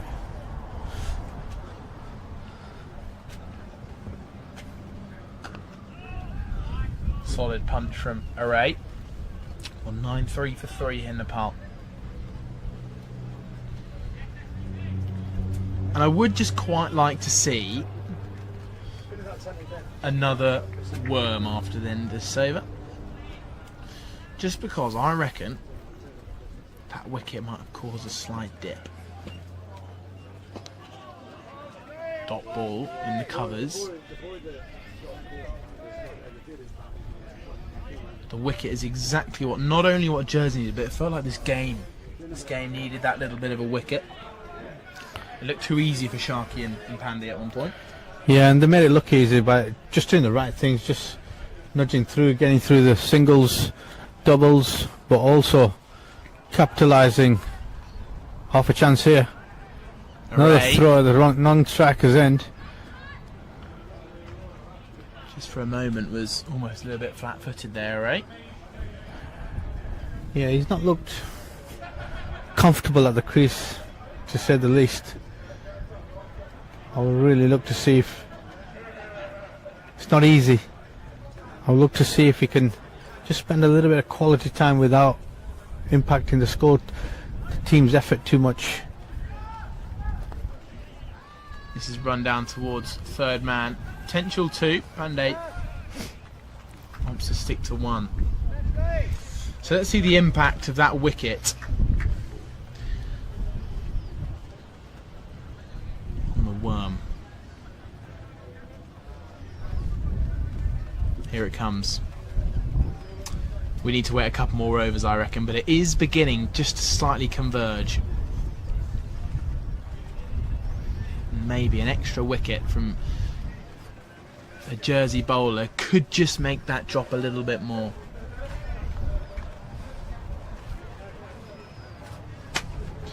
And Pershad is their man.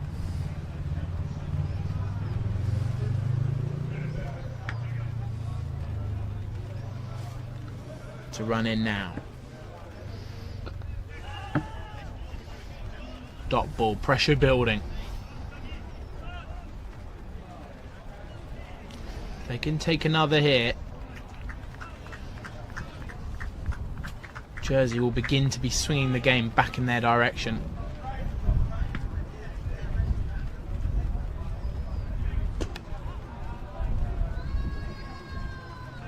The reaction from Pershad, a few slaps on the ground. He knew how important it would have been just to build up an extra dot.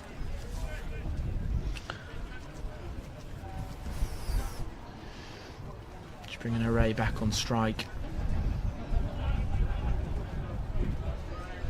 Third man goes out. Just mid-wicket is in on the leg side, along with short fine leg.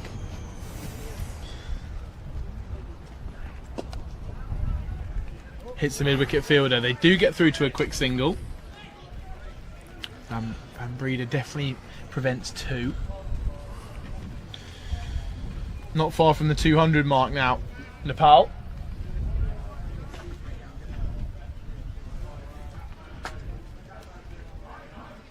Top edge. Here's a chance. Samaroa doesn't put it down. Isham Pandey goes for 90. That's the wicket Jersey needed. And all of a sudden out comes a new batter alongside DS Array, and this game is well and truly on. It's 86 needed off 80 balls. Jersey are doing all that they can. Fantastic little breakthrough there. We called it a couple of overs ago. Charlie coming in and doing something different. Not quite got hold of that. Mistimed that completely, made it look comfortable in the end. How big of a breakthrough is this at 197 for 4 now, 36.4. Still requiring 86 of 80. This turning out to be a fantastic game of cricket. Well, just applause for a brilliant 90 from Isham Pandey. He removes his gloves and receives his applause from his teammates, who'd have loved to have got to triple figures, taken Nepal over the line. But that's not the story, and it's up now to the Nepal middle order, the finishers. Arif Sheikh, he's done it well with the ball, but can he do it with the bat? Made 11 on Monday. DS Array now will be looking for someone just to stay with until the end. 13.2 overs to go.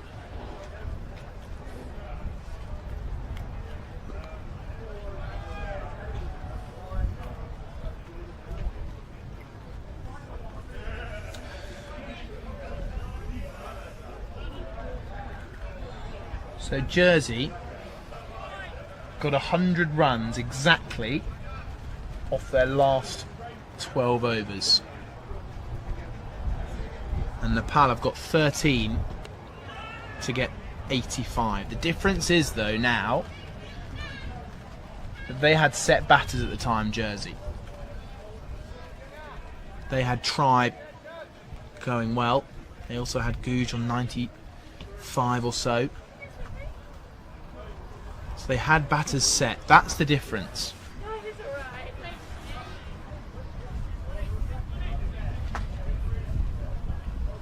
With 13 overs to go, you can't help but feel that if Nepal were batting first, they'd be looking for that 300 mark. But because they've got 2 new batters in, that's what makes it challenging. Yeah, we said at the time on air that the 2 breakthrough wickets have just probably prevented Jersey getting to 300, and I can probably see the breakthrough here putting a lot of pressure now on the 2 new batters, even though Dipendra's been in for 11 deliveries. Arif Sheikh is going to have to start coming to the party relatively soon. He's only just got in, and he needs to get himself into this batting wicket before he can start taking on some responsibility and pressure. Another good diving stop from Jonty Jenner. He's been so impressive in the field, like a live wire. Yeah, he has. It's been good. The standards have been good, to be fair. I would probably say the Nepal standards, probably they might have been a little bit disappointed for their own set of standards, but Jersey have been really good in the field.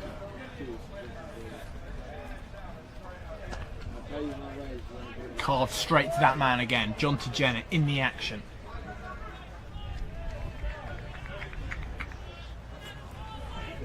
One run now away from the 200 mark now, Nepal. They've lost plenty of wickets.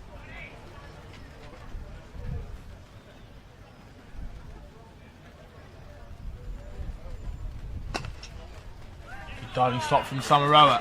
Hesitation as well.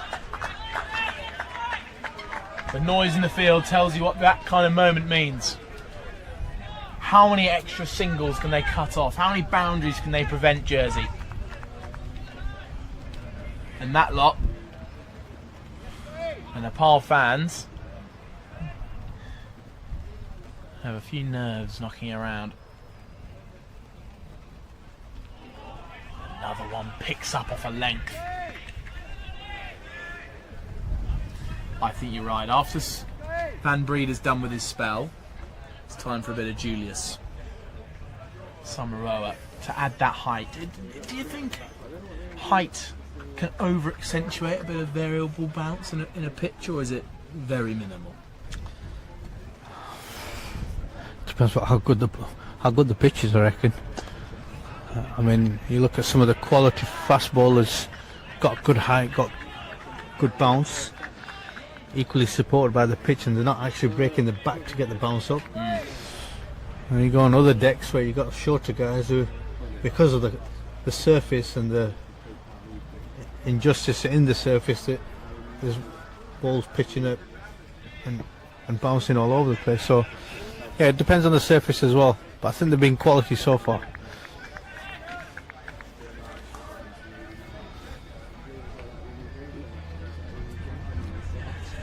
The picture turning a little bit gloomy. Is that pathetic fallacy?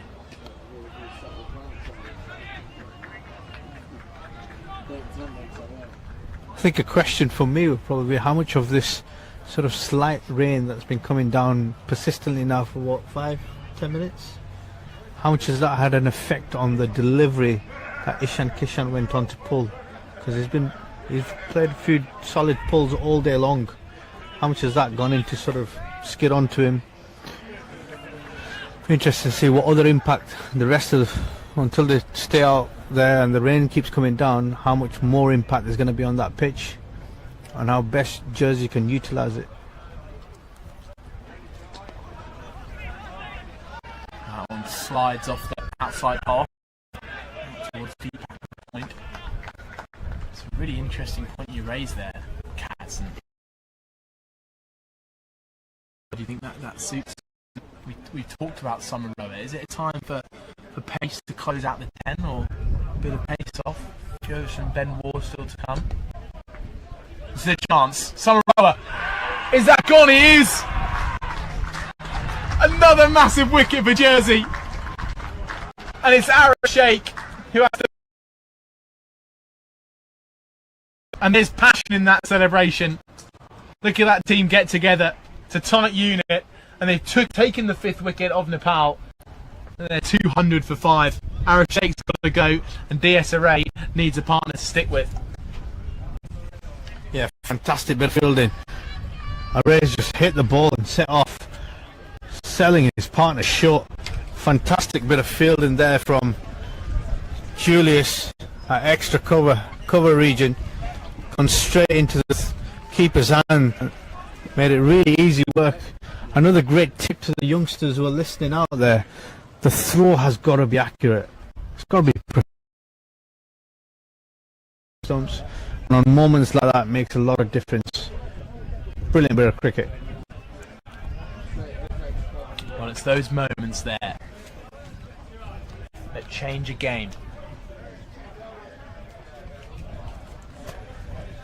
200 for 5 now. Wickets continue to tumble, just like they did on Monday. Now Jersey the side on top. 83 off 68, that's a very different picture. certainly is, and again, something we were talking about is pressure will bring wickets. Dot balls will bring pressure. Good ball in good areas, a good plan will bring dot balls. So it all works together.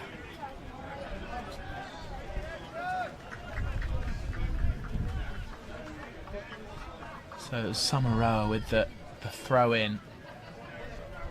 And it was a brilliant throw, which meant that Dumford didn't have to take the ball from too far back to the stumps.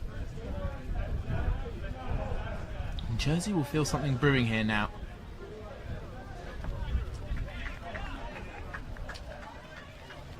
Zach Tribe's leading the encouragement. Daniel Birrell, bit of a leader in this side. Also detecting that this is a moment Jersey can grab hold of. DSRA looking for another single.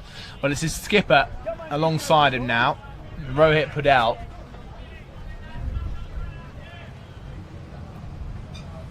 He's alongside him, yet to face a delivery. Yes, the drizzle continues. And you mentioned, Kaz, about what kind of impact that might have on this game.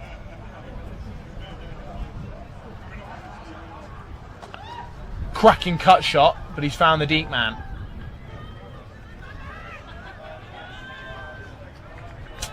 A boundary feels a long time ago now. It does, you're right. Maybe that's credit to the way they've bowled post drinks. Absolutely, and the dynamic element in the bowling and the batting. But when you're in the field and you can add to the quality of the bowling that's coming down, the pressure is there.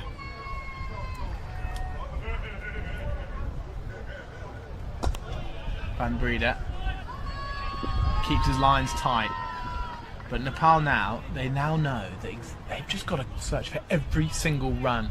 You saw how fast they ran that first run. It's due to the game situation. Two new batters at the crease. DSRA faced 20 balls for his 8. Rohit Padel yet to be on strike. Glorious cut shot. The kind of stroke that can just start to swing the game back in the batter's direction. Brilliant shot from DSRA.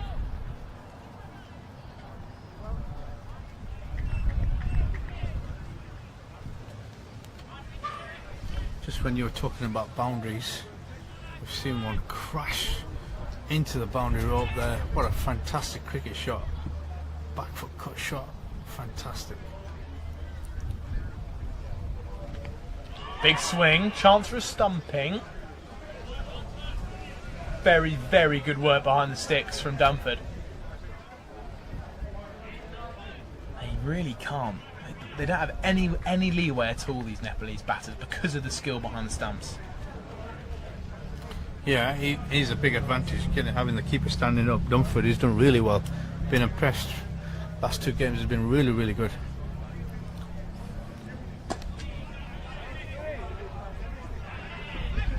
Oh no, this is not going to help Jersey. A piece of fielding from Birrell's been spilled, and because Zach Try was so on it to go and back up his teammate, the spill has actually pushed it back to where Zach Try was coming from. Coming from that mid-on area. And a little single. Again, just adds to the tension. Right, 10 overs to go, 76 needed. This game lies in the balance. And I think what's really important now is that wickets column. 5 wickets down. Nepal not in the position that they were. They were cruising at one stage. 186 for 2 they were. 2 batters set. Bim Sharkey was on 37. Ishan Pandey was in the 80s. They looked set on to make this run chase, but a few quick wickets and the game's changed. Absolutely. Added pressure in the wickets column. Excellent bowling to be backed up by the guys in the field, and they've really squeezed the gap here. Put the pressure back on to the Nepalese batters. asking questions every single delivery. Be interesting to see at what point do they just start to accelerate and try and catch up. In at the stumps from Pershard. He knows he probably drifted that just ever so slightly too far down the leg side, but his figures are strong. 2 for 31 from 8.1. Nepal had Lalit Rajbanshi, who controlled the game with spin, and Charles Pershard is doing the same for his country. The required run rate for so long was just under 6. Now it's at 7.76. Padel is taking on a risky chance. If that hits, that's gone.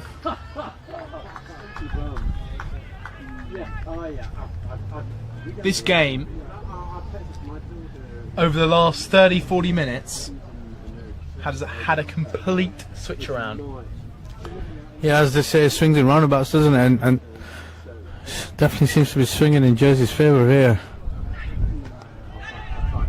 I mean, if Jersey take another wicket now, they'd be favourites. You'd think they've got the upper hand, but never say never.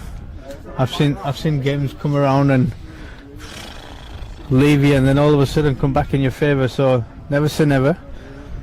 Still a few dominant batters to come out from Nepal's point of view.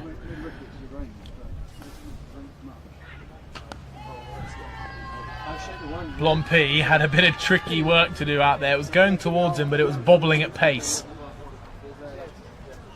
He did well to get something in behind it. Now, at one point in this chase so far, Nepal were about 35-40 runs ahead of where Jersey were.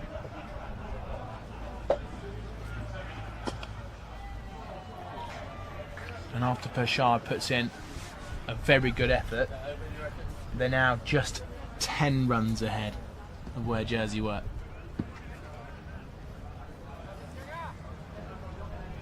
But Nepal, the two men they've got at the crease are two of their more experienced ones. So that provides just another way of seeing this run chase. There is the worm.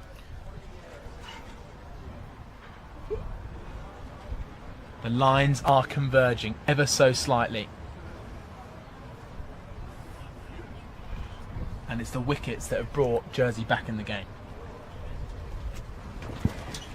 Yeah, absolutely, and I think Jersey have bowled really, really well. Credit to the bowling department and also the captain who's rung the changes for the bowlers, but also the fielders who've been in impeccable form in the last 10 overs to really squeeze and tighten the gap, put some pressure on. Moments of brilliance has been there as well, and obviously bringing in some fresh batters allows Jersey to put on the extra pressure as the big man Daniel Beryl comes back in.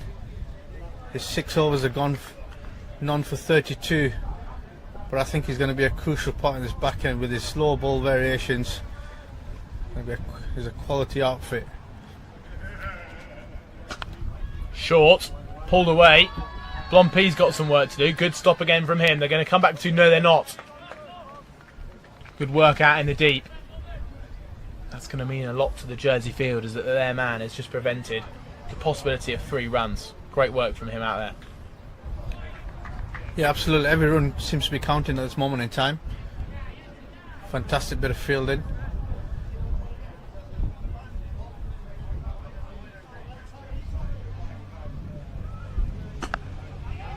Short arm pull. They're going to push for 2 here, and they're going to get it. Blompi out in the deep. Some brilliant backing up from Patrick Googe.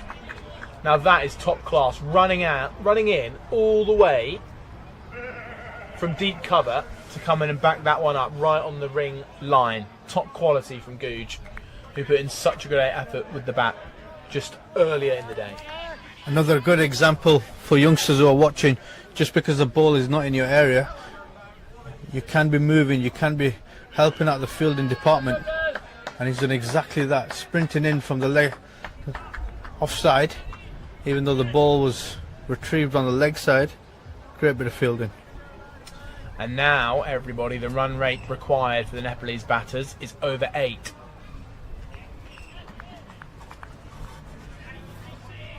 It's ever so slightly getting harder for Nepal with every ball. Chamorro is picked out by Desiree.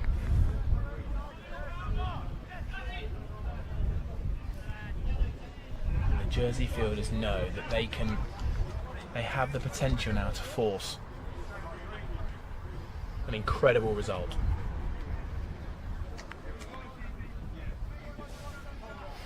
Two balls left for Birrell.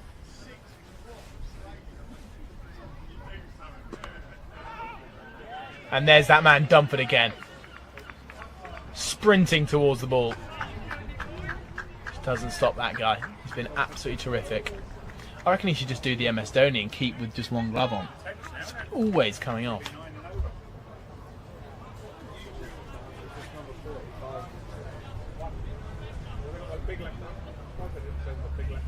Greenwood's out here at long on. Long off is also deep, as is cover and mid-wicket. Find a single. Out into the leg side.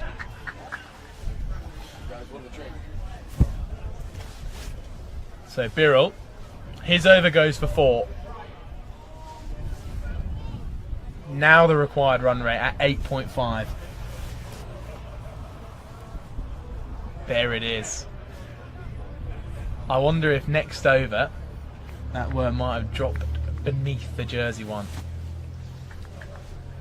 215 for 5. At this point, Jersey just 3 down.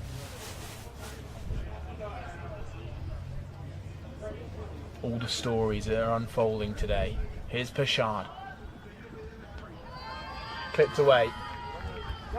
Just with the pull shot on the bottom edge. Come on in, Jersey boys. Bit more support from the crowd.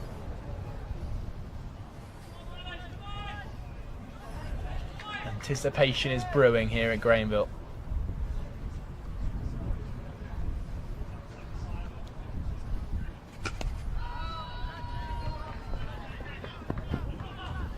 Blompe cuts off the boundary. Good throw in perfectly above the stump. Standards out in the field, a top class from Jersey at the moment. Yeah, they've been really good, really impressive. Makes all the difference when you've got quality setter boundary riders who can cover a big distance, strong arms. Good to see. Guided just past Jonty Jenner. I wouldn't have put it past him to have pulled off an incredible one-handed diving stop there, but that was well out of reach. Yeah, they've been good. The question is, 64 runs required is the equation now of 45 balls, with the run rate creeping up to 8.53. Can they get that up to 10s? Just beating the bat. Charles Pershad is on a mission for his 3rd. This is his last over. This feels like a big over in the run chase. Yeah, and another little wicket here for Jersey could really put the pressure on. Asking a lot of questions from the remaining batters that are coming in.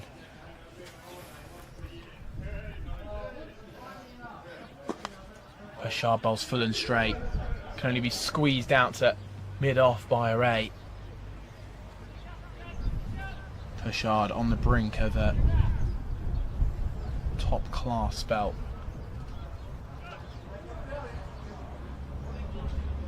This game is crescendoing to a brilliant finish.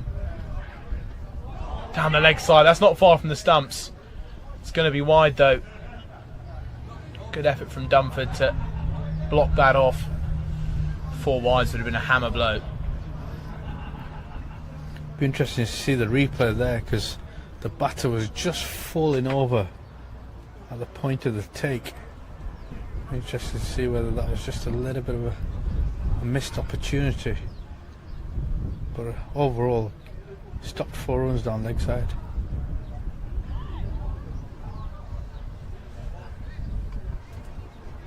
So Pichard just waits for his final delivery.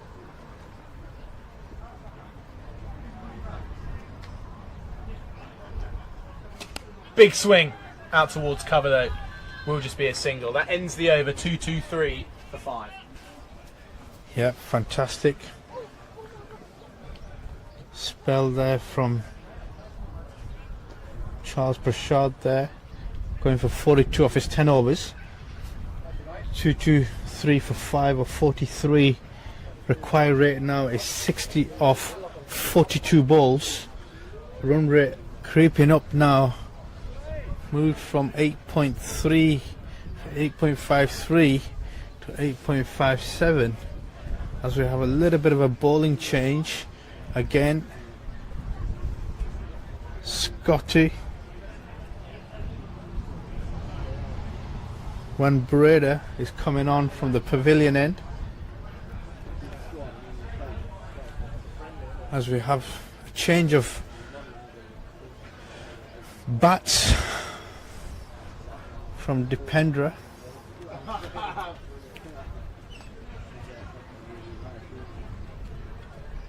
Interesting to see now the current run rate at 5.17. Nepal need to somehow figure out how they're going to capitalize on the next 42 balls, and in particular how they're going to get themselves over the line, requiring 60. It's going to take some doing, as Jersey have been fantastic in the field. I'm mentally commentating. Give me 1 second. Van Breda starts off with a dot ball outside off stump, and you can see how Damford behind the stumps has taken that ball because he's taken a hit, and you can see he's in pain.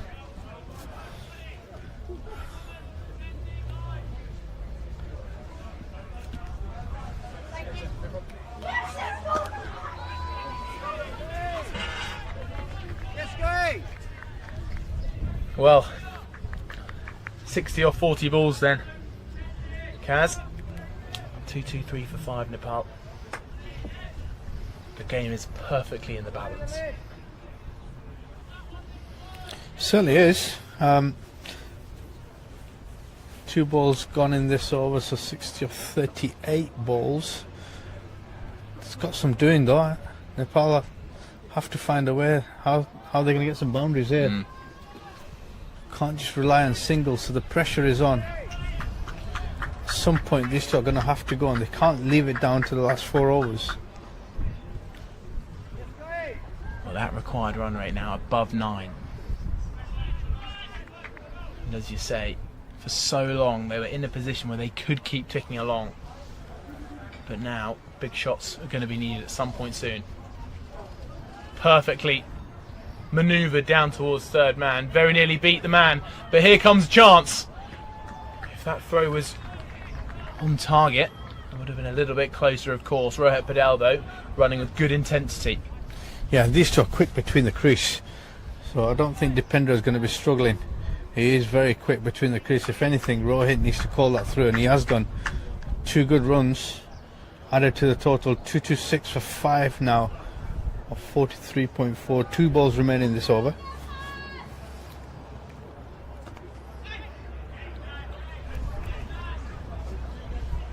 You've got to say, Jersey are now on top of this game. It's almost Jersey's to lose. It's just the experience that this batting pair have. Yeah, absolutely, and what they've done really well is cut out the 4-ball option. They've squeezed the dot balls, and there's been a lot of them now in the last 10 overs. Really taken pace off, which is something I've been saying all day. As we just speak about being really good in the field, unfortunately there's been a small error from Zach Tribe, I think it is. That's a big error.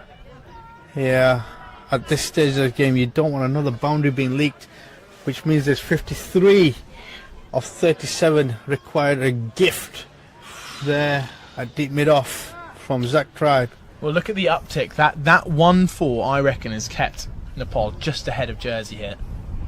But imagine if you see those last 3 wickets, it just stalled Jersey at the very end. It was also a testament to how well Nepal bowled. So that gives Jersey hope. If they can bowl as well at the death, as Nepal bowled, then they'll be well within a chance of winning this game. 6 overs to go, Kaz. 53 needed.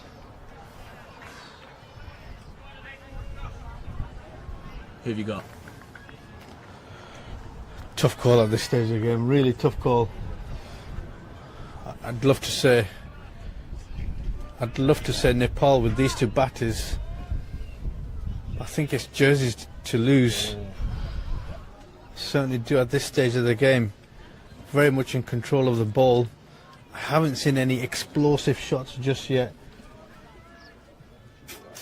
But they still do have Gulshan Jha to come in, who is an explosive batter. Short. That's into a pocket. But the timing's not quite good enough. It will just be 2.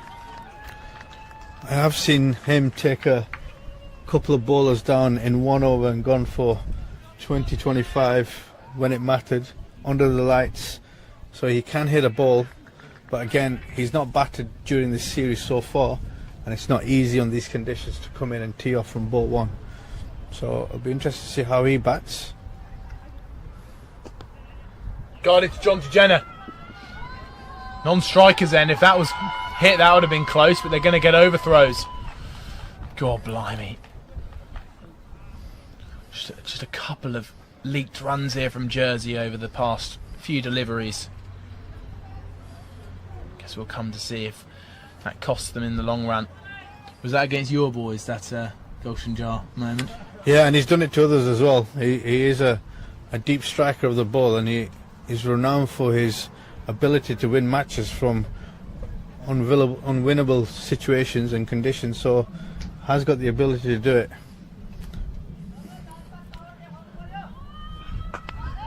Pulled. A great stop. Zach Tribe making up for his mistake last over with a sliding block of a fast moving ball off the bat of DSR8. Just 2 runs. This game is slowly having everything. Already in this over you can see the intensity has increased. 6 coming off the first 3 balls, dealing in 2 so far. Slower ball, well bowled. Slower Yorker. Daniel Birrell has been so good at that today. And now I reckon they'll probably be looking to bowl him out, don't you think?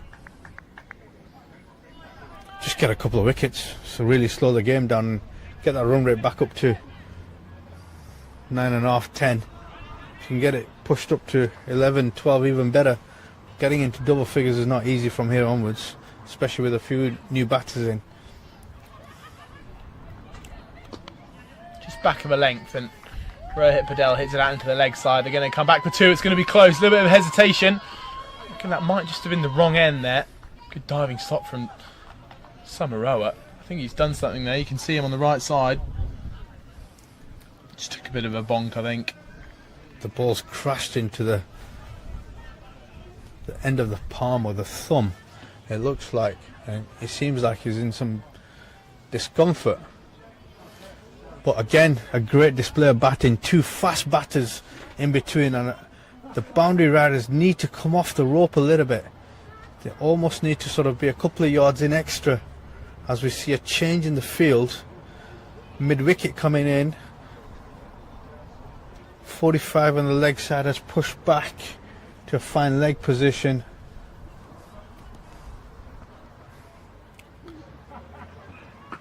Pulled away. That's a strong shot. Again, Zach Tribe out there. This time preventing the second run. He's got his hands on his knees. think the last few overs have just taken it out of him a little bit. But there you go, that is 10 from the over, purely in 2s and 1s. So it's a good over for Nepal, and he's still got boundaries to hit. But we did see Jersey found it very tricky to close out their innings with boundaries. And we're just about seeing that now with Nepal. Maybe it's just the fact that this pitch is deep into its second game in 3 days, and whether it's not quite coming onto the bat the same pace it did perhaps earlier on today, still a little bit too paced. It just looks like boundary scoring is challenging with the older white ball. Yeah, and these two have to see the game home. I think from a head coaching point of view, I'd be looking for these two to bring the game home, not put the responsibility on anybody else, because it's really difficult to go in there and expect to go at 8-9 and over, especially with the quality of the bowling that's coming on, the condition on the pitch. As we get into the evening, it's not easy. 40 runs required now of 30 balls. Van Breeder, his final over. Punch back to him. Good diving stop. Whether that was a chance or not, I don't think it was. But Van Breeder has had a very good return to the side. He wasn't available on Monday, and now he's back. He's just going at a little over 4 runs and over. Birrell cuts it off. Another dot. 2 in a row. It's that time in the game where 2 dots in a row cause big pressure.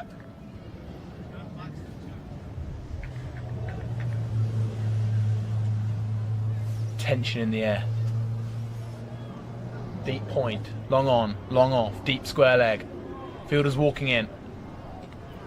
Playing a miss. A 3rd dot in a row. The Nepal skipper will be feeling the pressure now. It's reminding me of when late on Monday evening, Charles Burchard, the final batter for Jersey, faced out 5 dots in a row and was dismissed from the last. Boundary needed for Nepal. And there is one. Innovation. Removes any sign of pressure. Rohit Patel with a perfectly executed ramp shot moves Nepal to 244 for 5, and he moves to 20.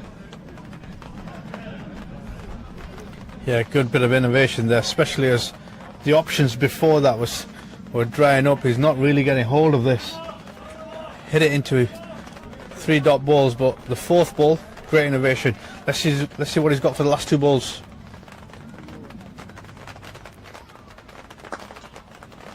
Clipped out towards long on. Greenwood attacks. And no second run. As the rain just continues to patter that little bit harder now. Still just very light drizzle. Both sides looking forward to an exciting finish. Full toss. It's been hit away for 6. That's a massive blow to Jersey. And actually 3 balls that were incredibly vital to this Nepal chase. 3 dots followed by 11 runs in the final 3. That's Van Breeder's last 3 balls of his 10 over spell. That's a kick in the teeth right there. 251 for 5, 250 up for Nepal. Yeah, he must be really disappointed with that.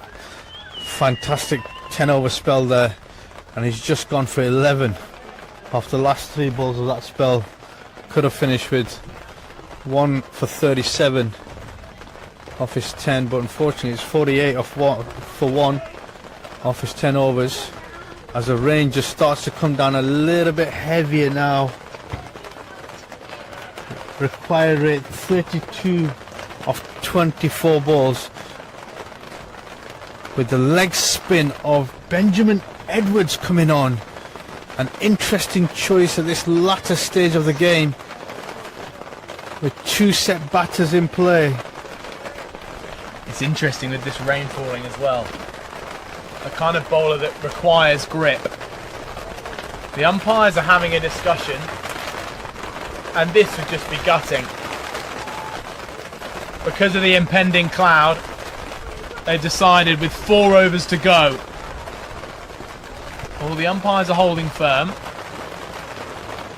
The tractors started whirring up and the covers have been requested. This could be the worst timing I've ever seen on a cricket pitch. You can see the rain tumbling there. 2-5, 1 for 5. This game is set up for the most incredible finish, Kaz. Absolutely fantastic. 251 for 5, 4 overs to go. 2 set batters now out of the crease in Rohit Pudel, 21 off 18. Dipender Singh area, who's leading the charge, 34 off to 42 balls his face. And now we're getting to the crunch end of the business with only 4 overs to go. The heavens have opened up. God has given us a single. Time for a little break. It's